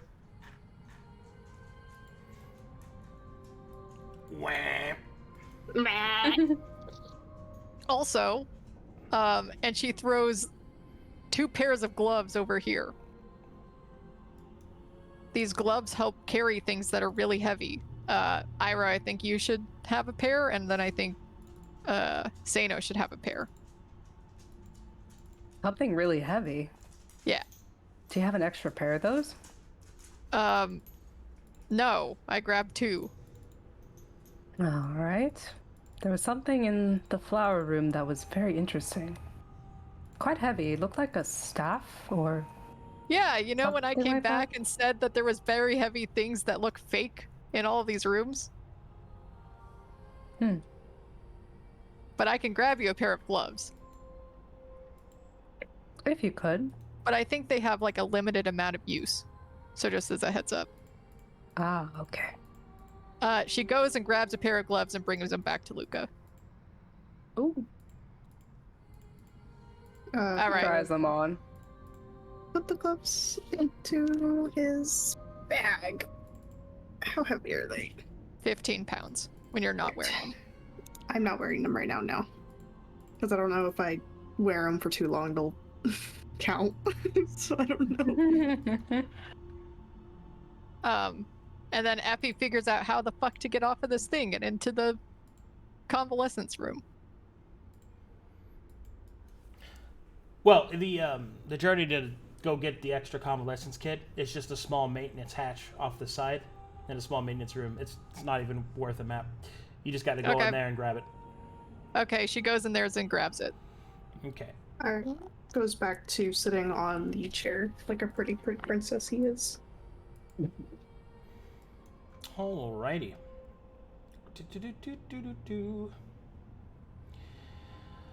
See, Masterwork Convalescence Kit. This one is a... Oh, that's right. Okay, so the Masterwork Convalescence Kit can come with several different deck attachments. Decks represent things like language modules. You can get weapon systems applied to it. It's basically an upgradable version of the thing that you had before. Okay. And it has 3 slots. They are unfilled at this time, but you can put different decks inside of them, which will increase the capabilities of your convalescence kit. Is this like Yu-Gi-Oh? I was about to say, I was like, No, I'm thinking of the not, Yu-Gi-Oh! It's not this. Okay, it's not that. It's this. Like a Pokédex? Are you like doing that on purpose to fuck with me? Like, What do you mean? What do you mean? you have you basically find these things called decks, which are modules that you can add to your convalescence kit, which will give it different functionalities and different upgraded interfaces, right? All right. It's like putting I find any decks in this room? No, it's like putting a video card into a computer. Okay.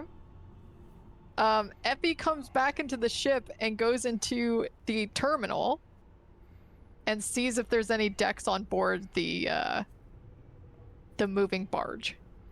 The tram? Yeah. Okay. The barge. Go ahead and roll.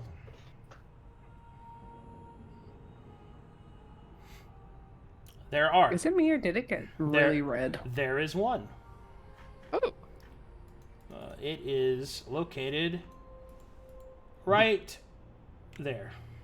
Where? I can't see. It did get red. Why is it red?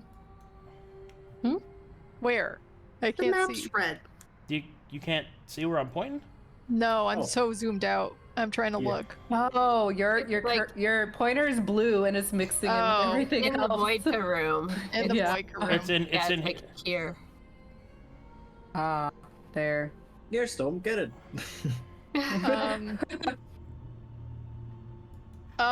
Okay, I have an idea.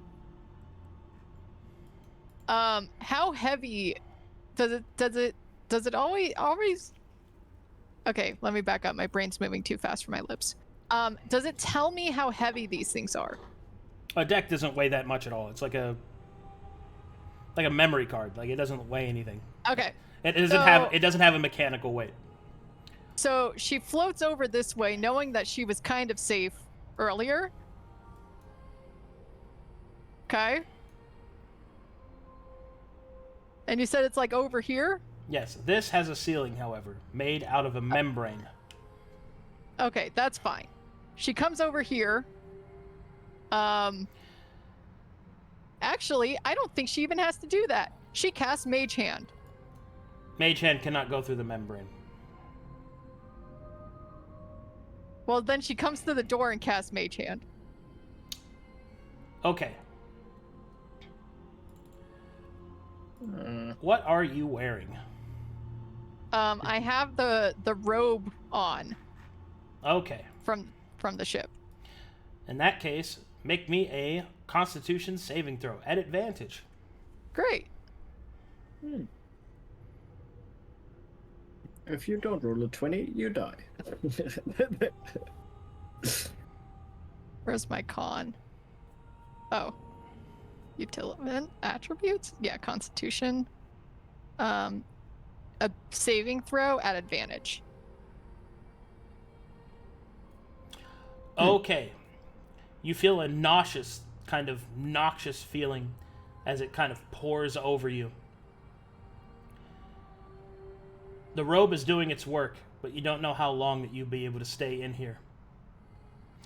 Also, what you see in front of you as you kind of peer through the broken door is a mass of growths blocking your sight, undulating softly and intertwining with the metal.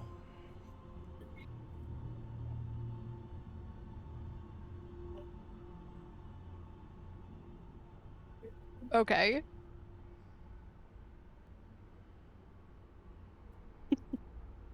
What do you do next? I'm waiting on you. Oh, You can't see that point to grab it.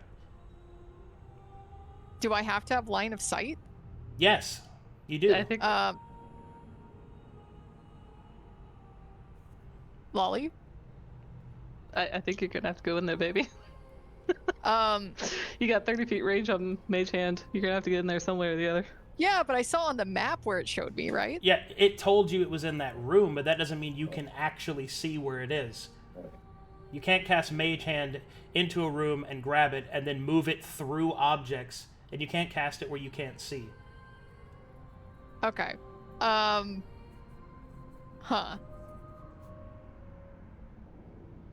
Debating asking the Star Wizard to come and do this.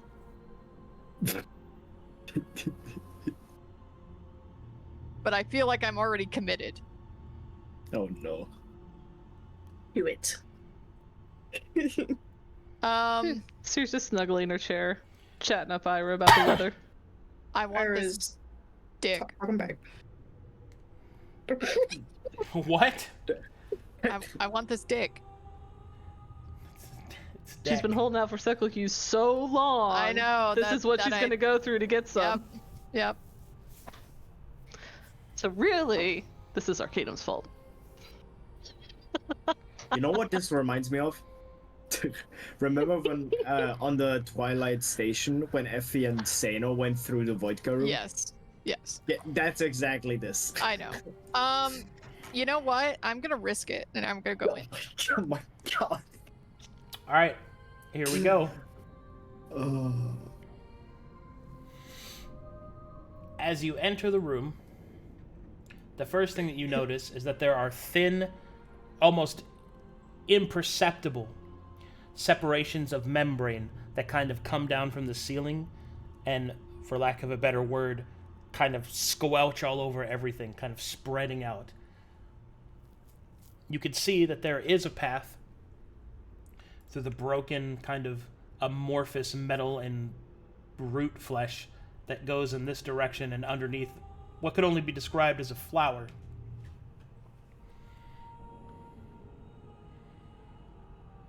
Can I make a I don't know what it would be.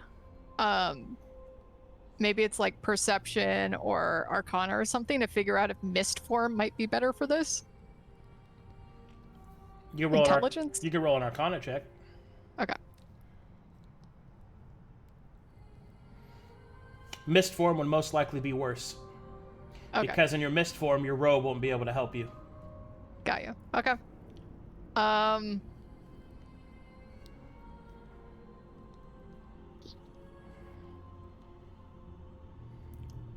All right, we're going.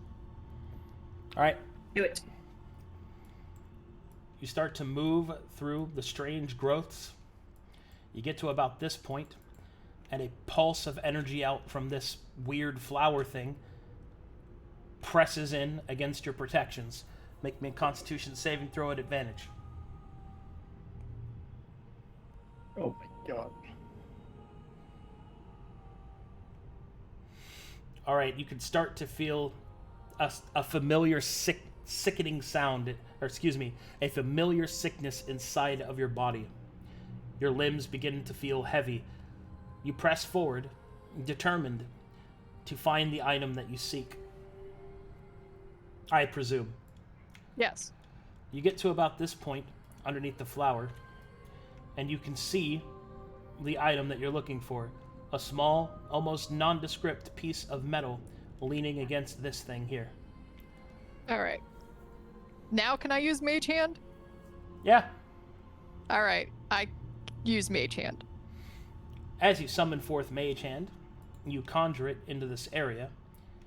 You can kind of feel that your magic being activated in this room causes a fluctuation through the nearby pieces of growths. Oh dear.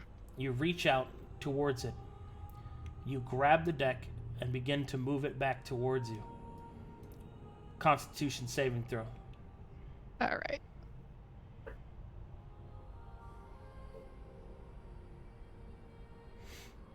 The robes do their work. As slowly the hand gets back to you and deposits the deck in your hand. She gets the fuck out of here. Attempting to move quickly, you realize how much heavier your body seems. Your normal speed reduced quite dramatically. You get to the edge of the strange growths. Your vision starts to blur as the radiant presence of the Voidka starts to take its toll. Constitution saving throw at advantage.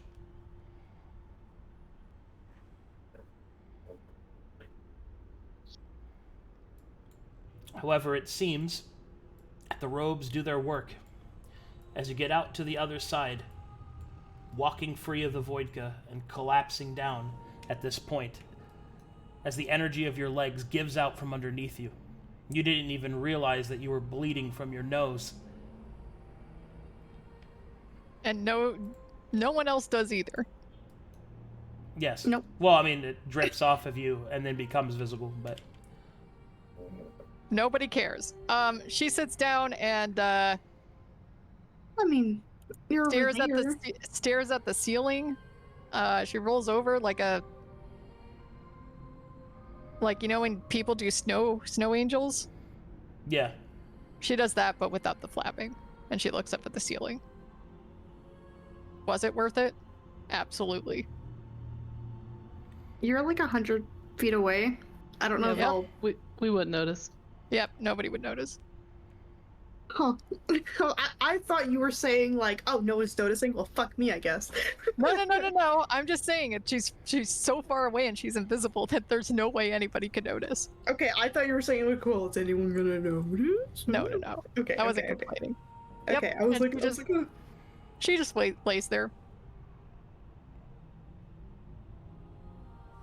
Well, eventually your strength comes back, so you can go join the others if you'd like. All right, just a little bit of cancer. The robes did their job. Yep. And she's gonna want to check out what this deck do. Alrighty. As you place it into your convalescence kit, your masterwork one that is, and attempt to figure out what its new functions are, specifically, this deck has a protection program in it. This technological addition to your convalescence kit allows you to generate a shield of force around you to prevent damage. Once per long rest, as a reaction, you may activate your convalescence kit and make a roll. You reduce damage from one source equal to the amount that you rolled. This damage can be of any source except 3 different damage types. Astral, I believe Psychic, and Primal. So basically, you'll know if it wouldn't work. Got you. Okay. It said once for long rest, you roll? Once per long rest as a reaction, you activate your convalescence kit and you make a convalescence kit roll. And you reduce the total damage dealt from a single source by the amount equal to what you roll. Got you. So it's kind of like Uncanny Dodge, but I just roll for the amount of damage it reduces. It's damage reduction, yeah. Got you. Okay. Cool. And she comes back to the group that are gone. Who went to the table? Who went to the table. She comes over. Is her nose still All right. bleeding? Sure. Mission successful. You get your kid. I got my kit. Her Don't go in the is- biker room. Gives happy claps. Your kid was All in right. the Wicca room? No, something else was. Meanwhile, what are you guys doing? Which group of people? Us? Yeah, is it not automatically zooming you guys in? No. No, it never does. It's not. Oh, no. really? It never has. No. But that's fine. How about that's now? Fine. Yeah. Nope. No. Does it do it when I No. do this? But- No. No. Sometimes when you target, yes. For me, sometimes. Mm. For me, it doesn't. It doesn't zoom in. It Doesn't just do anything. drags the screen over. Yeah. Oh. But that's okay. So, us. We are chipping away at this star metal, I think. with I the think tool. this chest was already open. So you're with just- all so this you're star just- metal in it? You're just chipping away at the star metal? Yeah, we're trying to collect it and take some back. Okay. Well, Effie thought it would be useful. all right, in that case, you get a stock of grav steel. Grav steel. Cool. How much is a stock? A stock Like- of grav steel weighs 60 pounds. Okay. I could take 2 of those. 2 whole stocks, Seino? Or like I could- Well, how long does it take for us to get 1 stock? That's true. Okay, I'm misunderstanding. Are you, like, chiseling it away? Or are you just taking it? Because that's what that is. Mm. You could just take the plate, and that's a stock of it. Ah. Yeah. Well, I mean, Well, I said to chisel it because it was too heavy for Effie to carry. So I thought that if Maelie wanted some, she could just chisel out a small Oh, I piece. see. I see. Yes. My Because there was gosh. the tool, there was the tools in the other Yeah, room. yeah. Seino, Why however, do you is even buff enough to just grab it. Why do we even Say- need the tools in the first place? Seino and Maelie will arrive at this thing, and they will both inspect the star metal and see what it is, and Seino will pick it up, and he acknowledged that it's heavy, right? But he's like, I could carry this around. Should I just take this? I mean, yeah, I'm not sure why we needed the tools. Let me see. And, He will give it to you, but you have the gloves on, right? well, I do have those special accessory gloves. What do my accessory gloves do? Anything? They're not powered. Oh, so, okay. So I reach you the plate. It's a little hefty, but I could probably do it if I waited it out evenly in my robes so that my pockets, kind of evened it out. I could carry that much. Yeah, we could just load up on stocks. I can only carry one, though. Any more than one, and I'd be... What about your incredibly strong warhorse? Well, That is true. Yeah. I did tell Ayaza to come help. Yeah. I'm helping. Ayaza. Buh. Hey, so you've got some pretty fancy saddles. Yeah. Like, do you have any saddle packs that I could stick a couple stocks of this in? Just put them in my pack. How much can you carry? A lot. Ooh. Yeah, I mean, look at him. Look how big he is. I can carry a lot. Okay, but carry a lot and still be able to... Yeah. All right. Yeah. So just tell us when, and we will load up the saddle packs, So put I one into my robes, and like whatever else Seino wants to carry. I have a maximum carrying capacity of 1,200 pounds, God damn. but I only have 300 available Okay. because the rest of it is filled with things that are personal. He We has should talk about that he has sometime. sacks of white powder. Oh Jesus my Christ. god. Let me get this right. He has 900 pounds of cocaine. That is correct. we That's should, so much cocaine. we should talk about this sometime. Wait, and he's just been carrying this around everywhere? Just in his Apparently. saddle? Yeah. Apparently. Oh my god. He needs to power himself somehow. Oh Well, my god. that much? 900 pounds? Yes. Why do I feel like for example in the Val fight where he just flew around all the time, he I just know. lost like cocaine on the sides everywhere. He just spread it on the floor. According to Google, that's 50 million USD worth of cocaine. Jesus. Yeah. Richest character. So, if I max out Ayaza's carrying capacity, he could still carry people and fight. I don't have to worry. As long about as I'm adding- not encumbered, yeah. Okay, so technically he could carry 5 whole stocks. Yes. Wow, five for Ayaza, 1 for me, and Seino, did you want to carry any extra stocks on you? Personally? I could make some space if you need me to.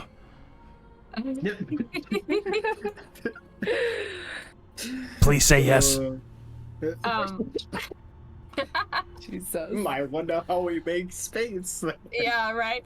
Well, look, as long as you can focus, because I might need you here in just a little bit when we get to the survivors, you know? Yeah. I gotta get more focused. Hold on, let me make a little space. Oh my god. All right. That's 10 more pounds. Only 10 pounds? You're right. I can do better. Oh my god. Maybe we should. Yeah, maybe this is where we need the tools, huh? Probably. My god. All right. Ayaza will take a short rest. Oh! I'm ready. Also, he has more weight than that. That's just kidding. He does not have 900 pounds of cocaine. Okay. I bought it right there. I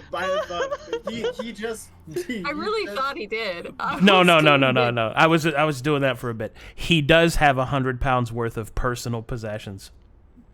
What a cutie. Okay, but he Okay. has 1,100. That, pounds. however, is filled with some no powder. Uh-huh.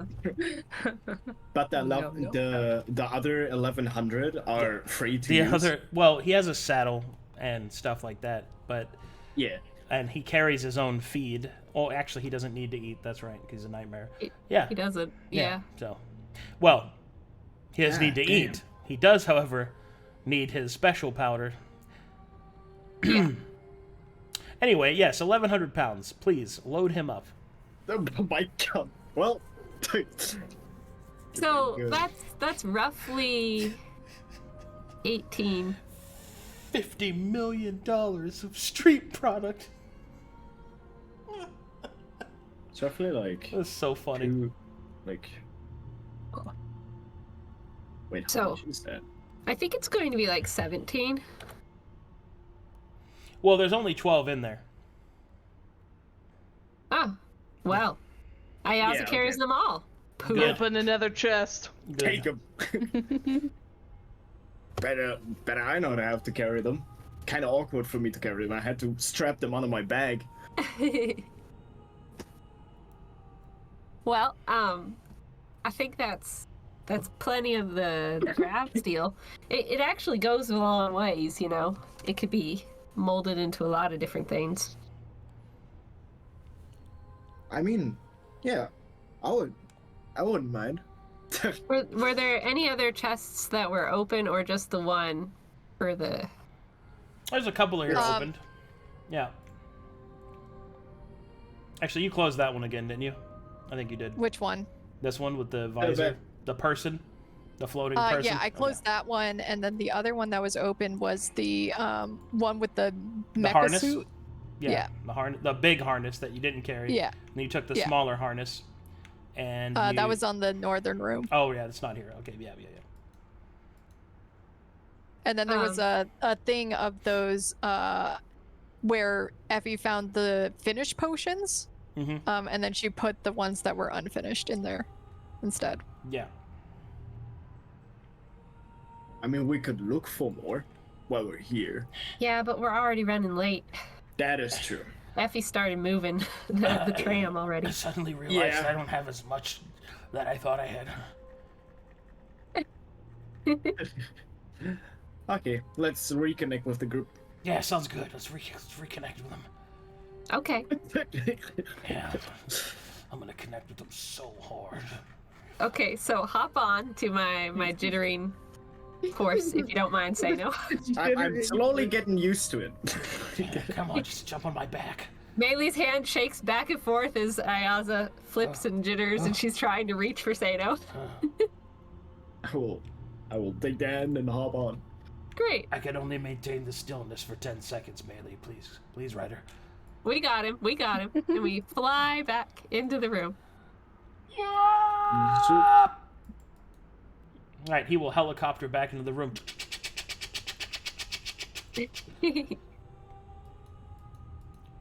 Meanwhile, in the fucking nerd room, oh, it looks like everyone is getting together, Luka.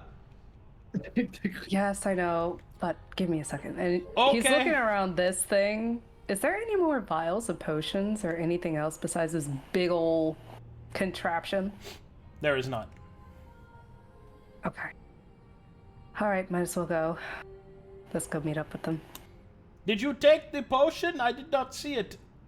Yes, I did. I Oh, okay, put it good. in my inventory. Oh, I hope Inventory the of- Great One has bestowed upon us a great boon. Oh, look, If we can blood! figure out what it is. Don't pay attention to the blood. There's just- a lot of just keep blood going. on the floor. I wonder if by map Don't design, look if it. we follow it, it might take us to something secretive. No? Or possibly dangerous. That's true. We don't like danger here, us adventuring types. Oh, yes, of course. Oh, look, a precariously large fish. Don't touch it. Oh, okay. Keep going. You do not want to ask the questions why there is a fish? No. But we are in space. Astral sea? Oh, very well. That makes sense for a fish. Hello, compatriots. Howdy. Man. It is I, Challa. Okay. Challa. Found some interesting stuff with the plants. Some of them I could not identify, but we totally did not on purpose make something. Looks at y'all. Luka Well- was an accomplished alchemist and created a mysterious potion. Well, Well, you it pressing a does. button, but this Oh. is what came out. And he brandished or shows like the vial of curious liquid and parasites. I'm not sure what this is, though. Moto. What? Cyril will All I look can around say at is that Irha. they're making an experiment and just holds it up for them to see better. Effie squints. Can I do an You Arcana can't check see on her. that thing? Sure. Did you want us to look at it, Luka? Yes, if you could identify it. She'll hold out her hand to put her face to it.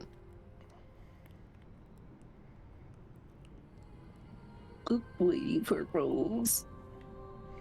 Okay. Whatever that is, it is not meant to be drank. It is meant to be injected. It is filled with parasites that will do unknown things to the body. Maybe it's good, maybe it's bad. Who the fuck knows? Do you know what the ingredients were that went into this, Luka? No idea, but I would guess it's all the plants that were in that room. Which I was only able to find out basic information on 2 of them. One of them was able to have regenerative properties, and the other one enhanced muscular abilities. But I think, Effie, with your kid we might be able to find out more, but I find or think it would be very useful if we can at least use it. I do have a herbalism kit. Maybe I can make some things out of this. And he's looking a little bit giddy as he says that. Here's also the thing. We need to go to these survivors who have probably a better understanding of what the hell is on this tram. I think we should do step 1 first. Going to get the survivors, and then making them minions to figure out how to use this shit to our advantage. Minions. All right. Yeah. Cyril will clear her throat at the mentioning of going to the subjects. I retrieved some information while you were gone. There are 12 survivors, with, I believe, the apprentice of Patricia among the group. They were all different professions, but the most concerning thing that we will need to plan for is there is she'll hold up her human hands and do quotes, supreme threat moving towards them, and there are at least 12 different access paths into the room they are. This tram goes right to them, but there is a high degree of risk in retrieving them. So, how exactly have they survived if there's that many access points, Sera? I don't know the answer to that, but I do have a theory. She'll look straight at Maelie. She'll move out from behind Irha. 62 days ago is when the Voidka went haywire on this whole vessel. And 62 days ago is when a command was input for Operation Silent Star. As this is supposed to be the vessel for the Star Mages, and it was an insider threat, I can only theorize that someone amongst your people's ranks wanted your Star Mages dead. Why the survivors are alive, I do not know, but it is likely it is a trap to lure you there. Your apprentice is there. Mm-hmm. Where did information? You cut out for me, Essie. Say again. Sorry. Where did you find this information out? The terminal. Specifically that one. And why'd you say theorize if you know what Silent Star does? It is a theory. I do not know what it does. It was classified. She'll frown at that. Effie, classified, you say? They rejected me, Effie. I also lost my patience and popped off a key. Why would you do that? I gave that to you as a gift. She'll scowl. She scowls back. I'm not used to, rage. Being dumb? Okay, let me go check for you. I'd also like to check. That wasn't very nice. I want to know if it recognizes Patricia again. Maybe she would have access to the classified information, huh? But, Maelie, What? if this whole thing is a lure to get you here to kill you, well, you don't want to jack in. Let me check first. And Effie jacks in. Okay. What are you trying to explore? What Sera said was classified, about the Silent Star Okay. objective. Convalescence kit. With the Masterwork Convalescence Kit now, does that change anything to my roll? It depends on the decks that you have. Okay, with the deck that I currently have. No. Okay. It can, though. With a 12, you're able to discover a little bit of information about it. You are unable to find its directive as to what its actual purpose and goal was, but you are able to find a lot of tertiary information that can help you put together at least some picture of what it was.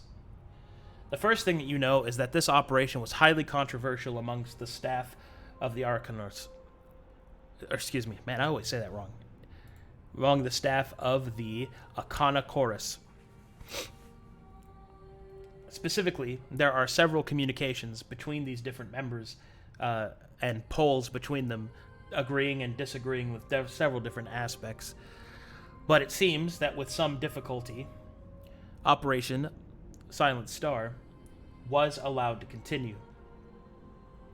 You can see that there is what you presume to be their currency, a Rexan mark, has been spent upon this project. You can also see a process known as... Oh god, what is this?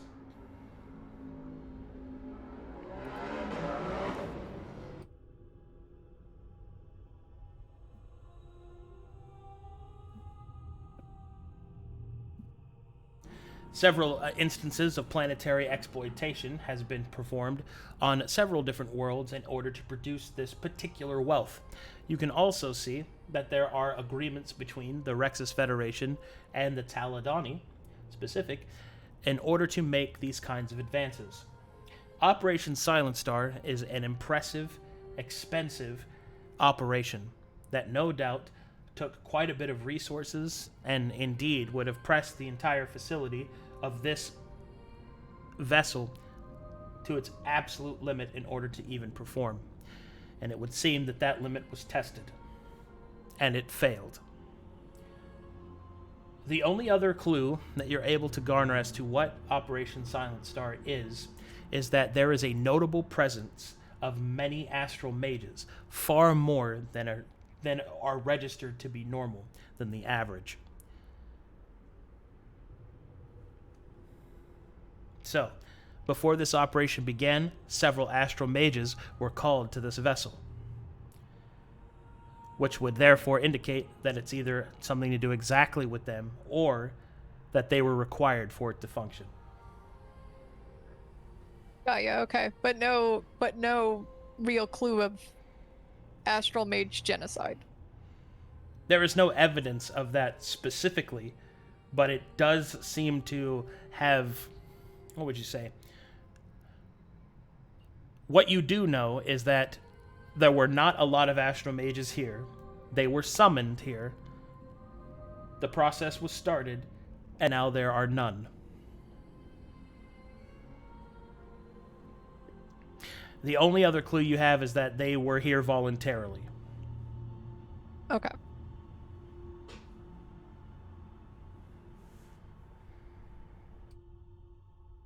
She storylines that to the group.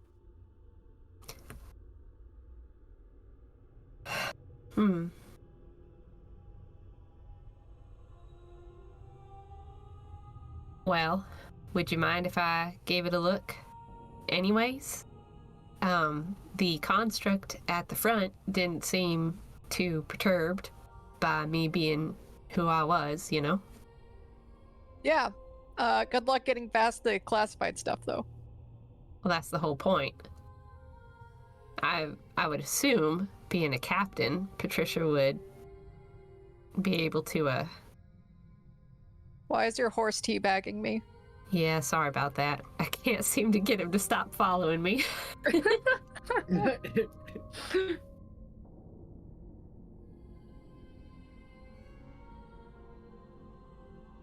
So, I plug my convalescence kit in and see what happens.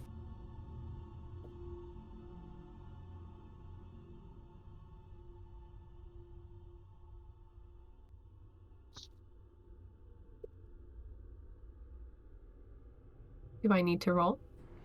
Nothing seems to happen as you plug yours in. Okay. You can, however, attempt to roll if you'd like. Would you like Sure. to aid her, Effie? She said she can do it on her own. You got it.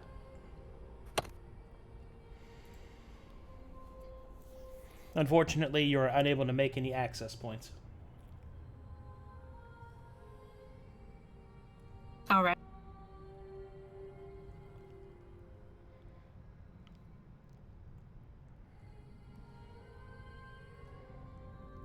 Seems like I can't get into anything other than you. So, maybe you're right, maybe you're wrong. It doesn't seem to be helping. She just watches as Maelie is attempting to type and has to do the type by numbers. Oh no. Is she using only 2 fingers and is driving you crazy? She's using their 2 fingers, yeah. You've had time to get used to this, Effie. I've just Well, you had know, I had to train a very long time to figure out how to use that. it. You want to help? I know mine No. reads in a different language now, but... Okay. You don't think finding out anything additional would actually be useful? Whether or not we should actually go after the survivors, or if they're just a zombie trap waiting to happen? Well, we're going one way or the other, right? We don't have to. So you're saying if I look at that computer and it says that it's a zombie trap, that we would just turn around and leave. Mm-hmm. All right. She goes and aids Maelie.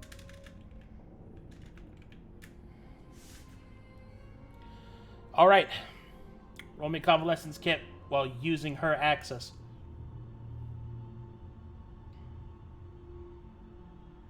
Do you want me to roll? Yeah. Okay.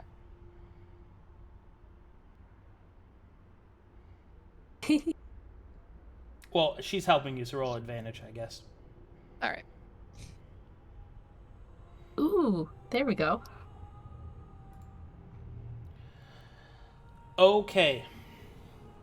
As you begin to access this point with Maelie's assistance, whatever signature she must have has weakened the security protocols around this request. As you begin to unveil more about the Operation Silent Star, eventually, whether it be a break in the security or the presence of Maelie, you're not quite sure which,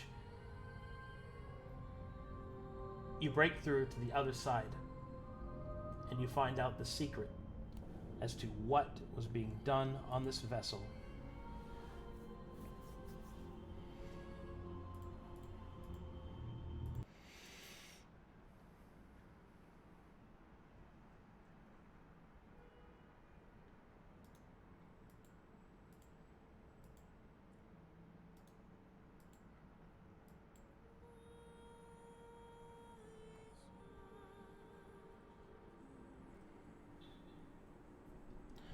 The information that is revealed to you is that Operation Silent Star was an attempt to create a new soldier, more specifically, one who was resistant to the astral forces of the enemies of the Rexus Federation and the Taladani alike.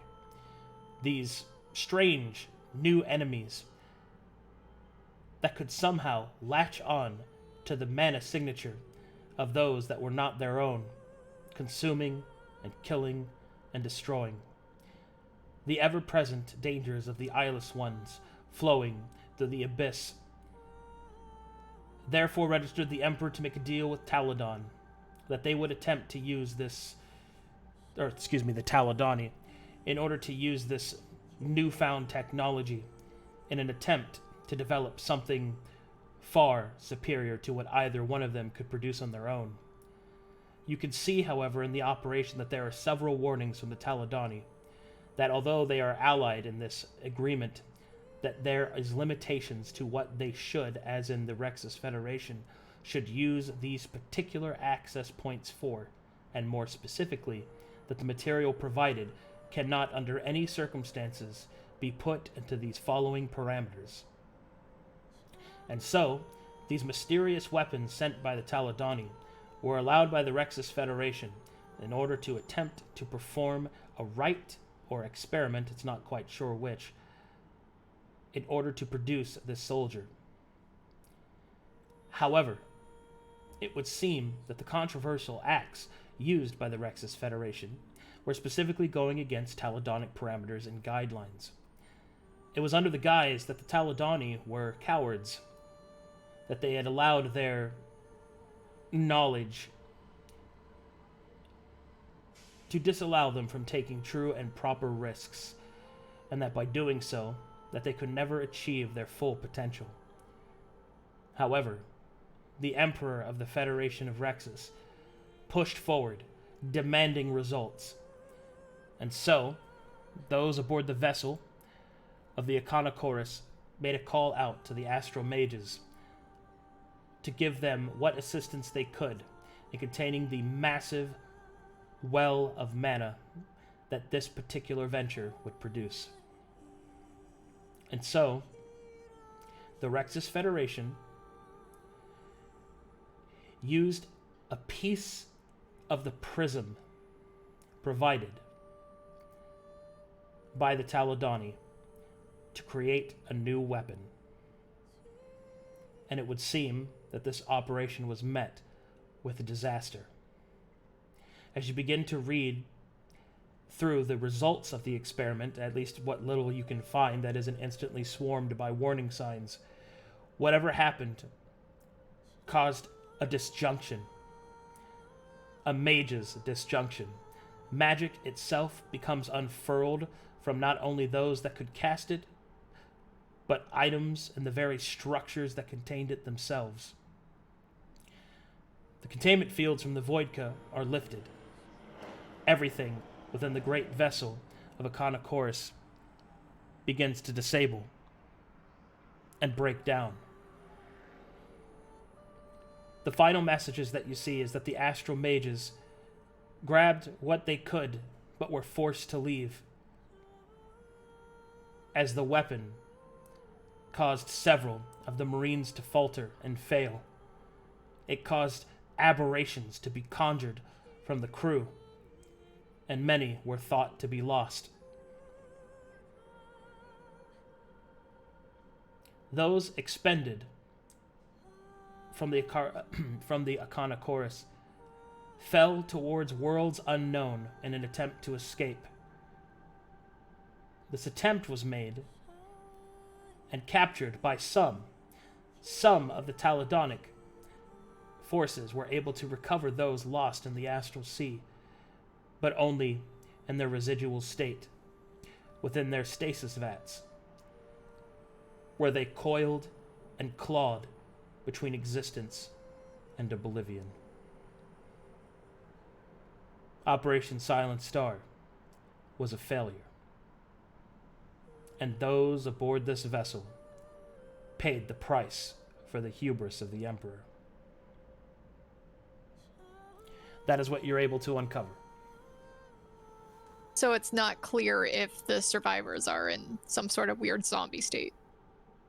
It is not. Was that information classified? No, it is just simply unknown. Okay. However, the final reports before the process shuts down indicates that there were those that were unaffected. No guarantee that those people survived, but it is also not impossible that they could have. Before we sign off, Effie, can we get a little more information on what that major looming threat is that Sera mentioned?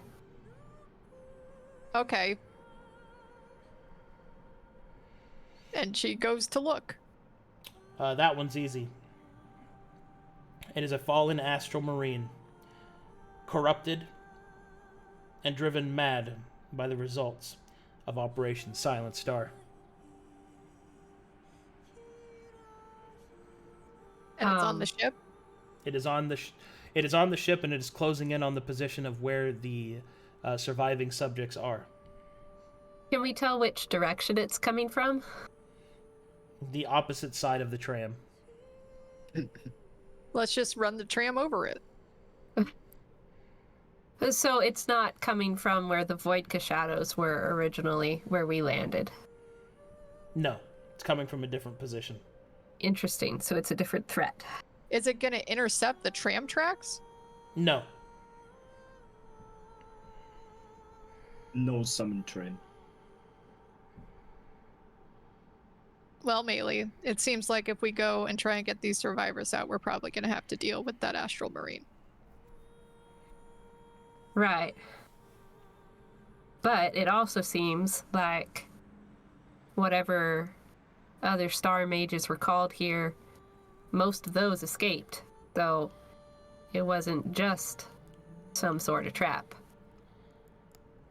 Nope. I think Sera got that wrong.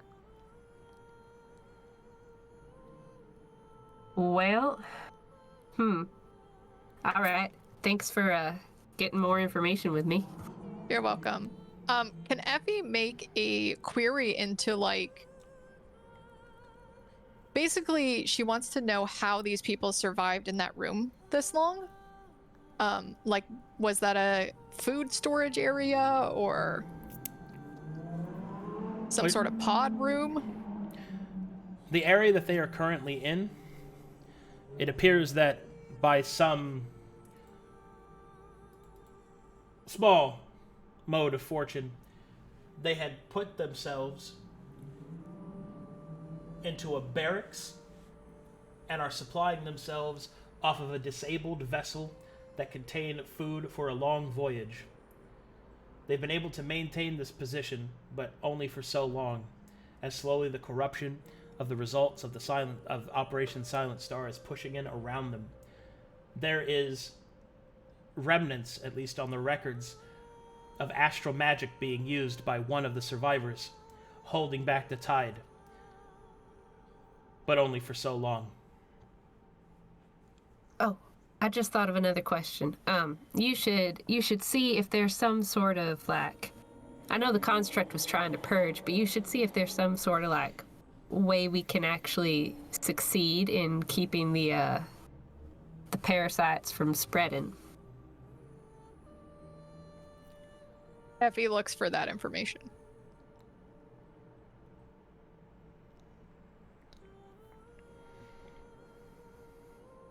The purge protocols are pretty straightforward.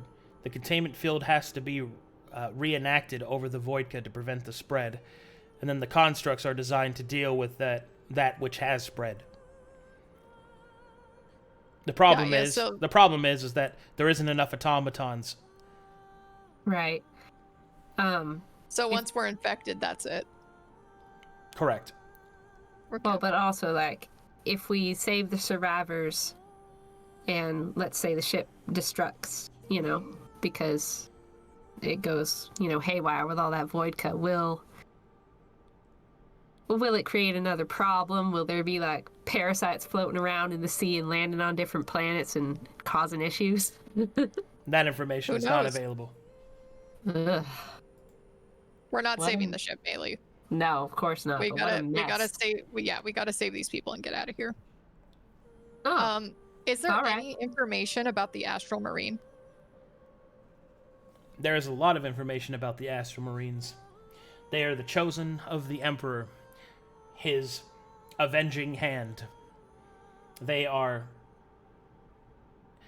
rather exhaustively and incredibly enhanced super soldiers, complete with magically powered mage tech armor, weapons, and all sorts of modifications and transmutations to their physical form.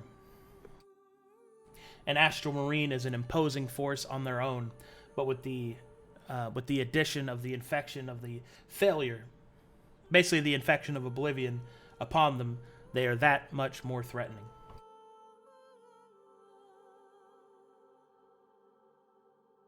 All right. Effie storylines that to everybody else.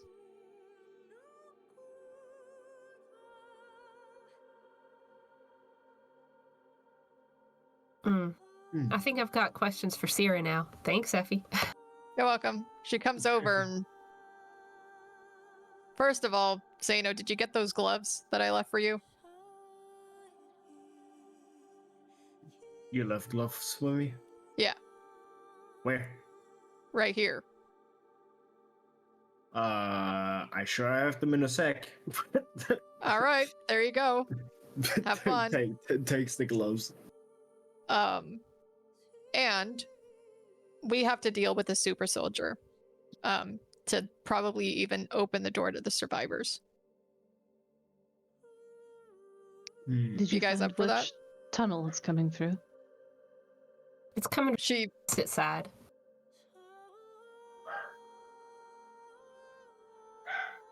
Yeah, you And all I- talked over each other. Which one? Sorry. Go, Effie. It's coming from the opposite side of where we're coming from. Mm-hmm. So the west. Yep. Hmm.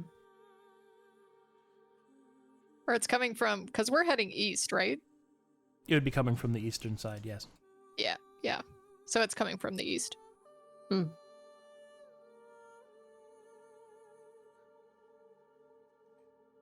Sera leans back in her second swivel chair. So the question is, are we going to go do this or not? Sure.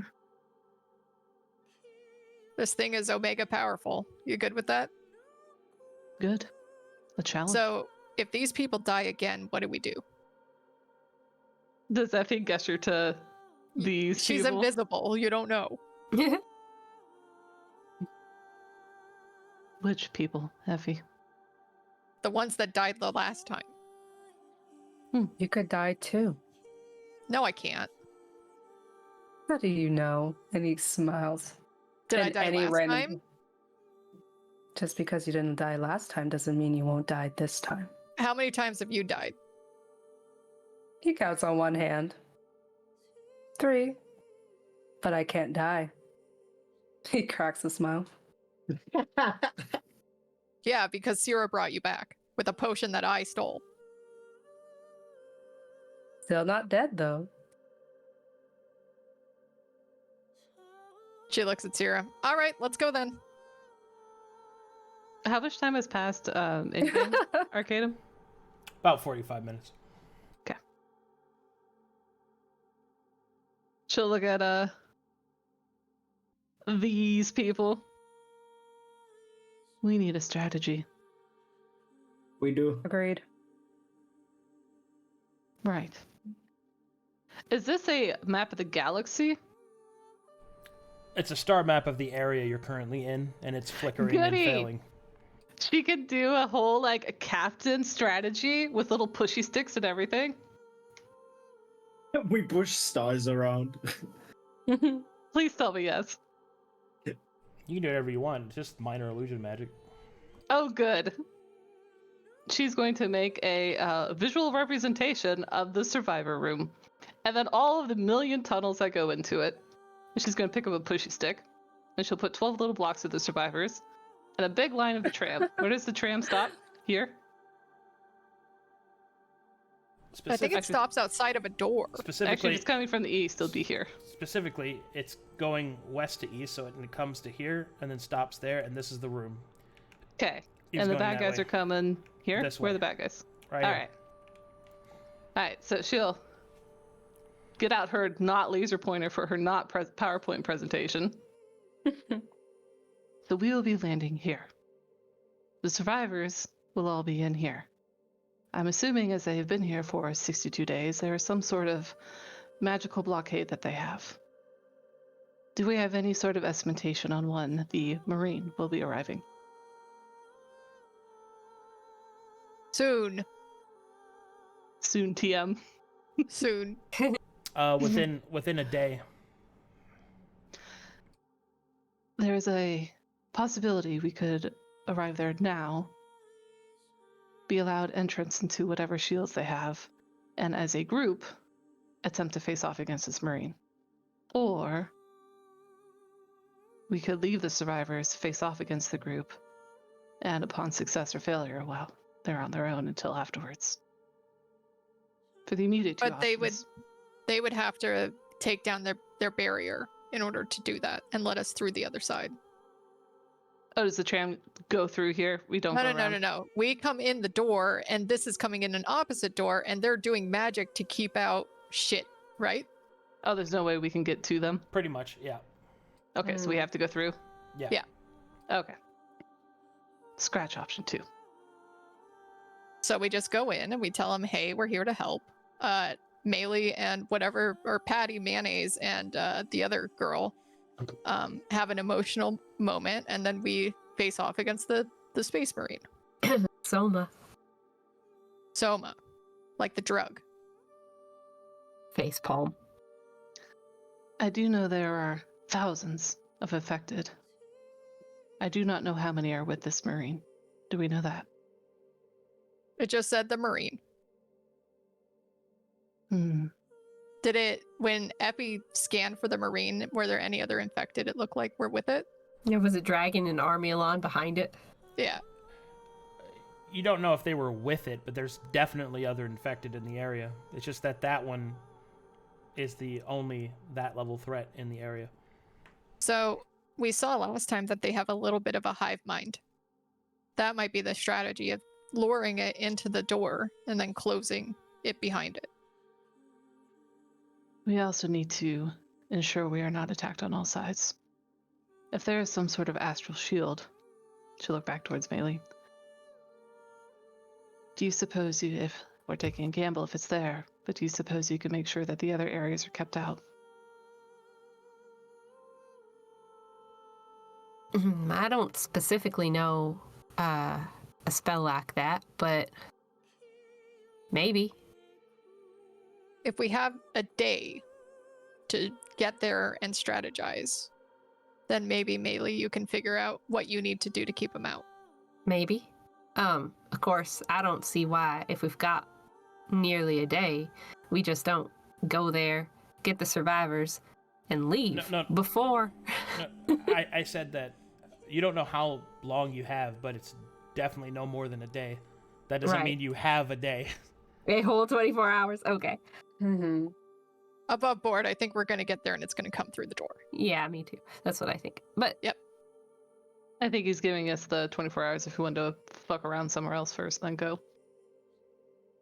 How long does it take for us to get there?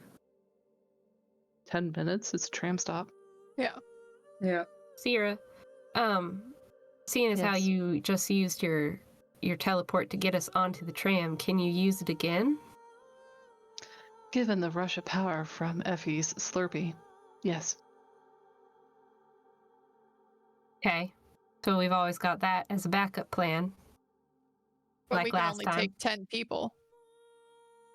Yeah, so they all have to be within range of me. 10 feet in range of my tentacles. She'll wiggle around. Well, take the team, and then if we're lucky, a couple extra survivors. And if we're not lucky, well, doesn't matter at that point. Team is more important. I suppose still- then. It's a good backup plan.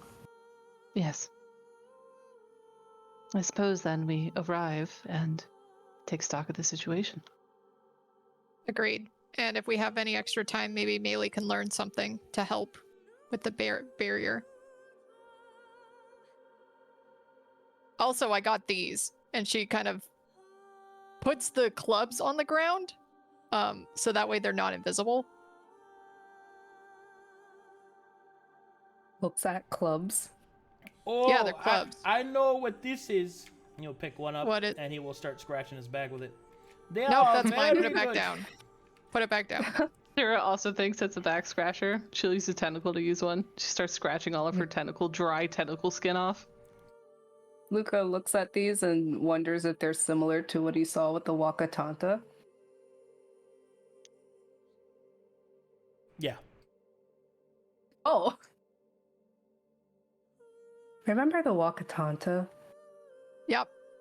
The ones we Oh, saved. yeah. Yeah, definitely we saved. Yeah. And the weird instruments they had on their arms. Yeah. I think these are similar to those. Okay. She picks one up and she aims it this way.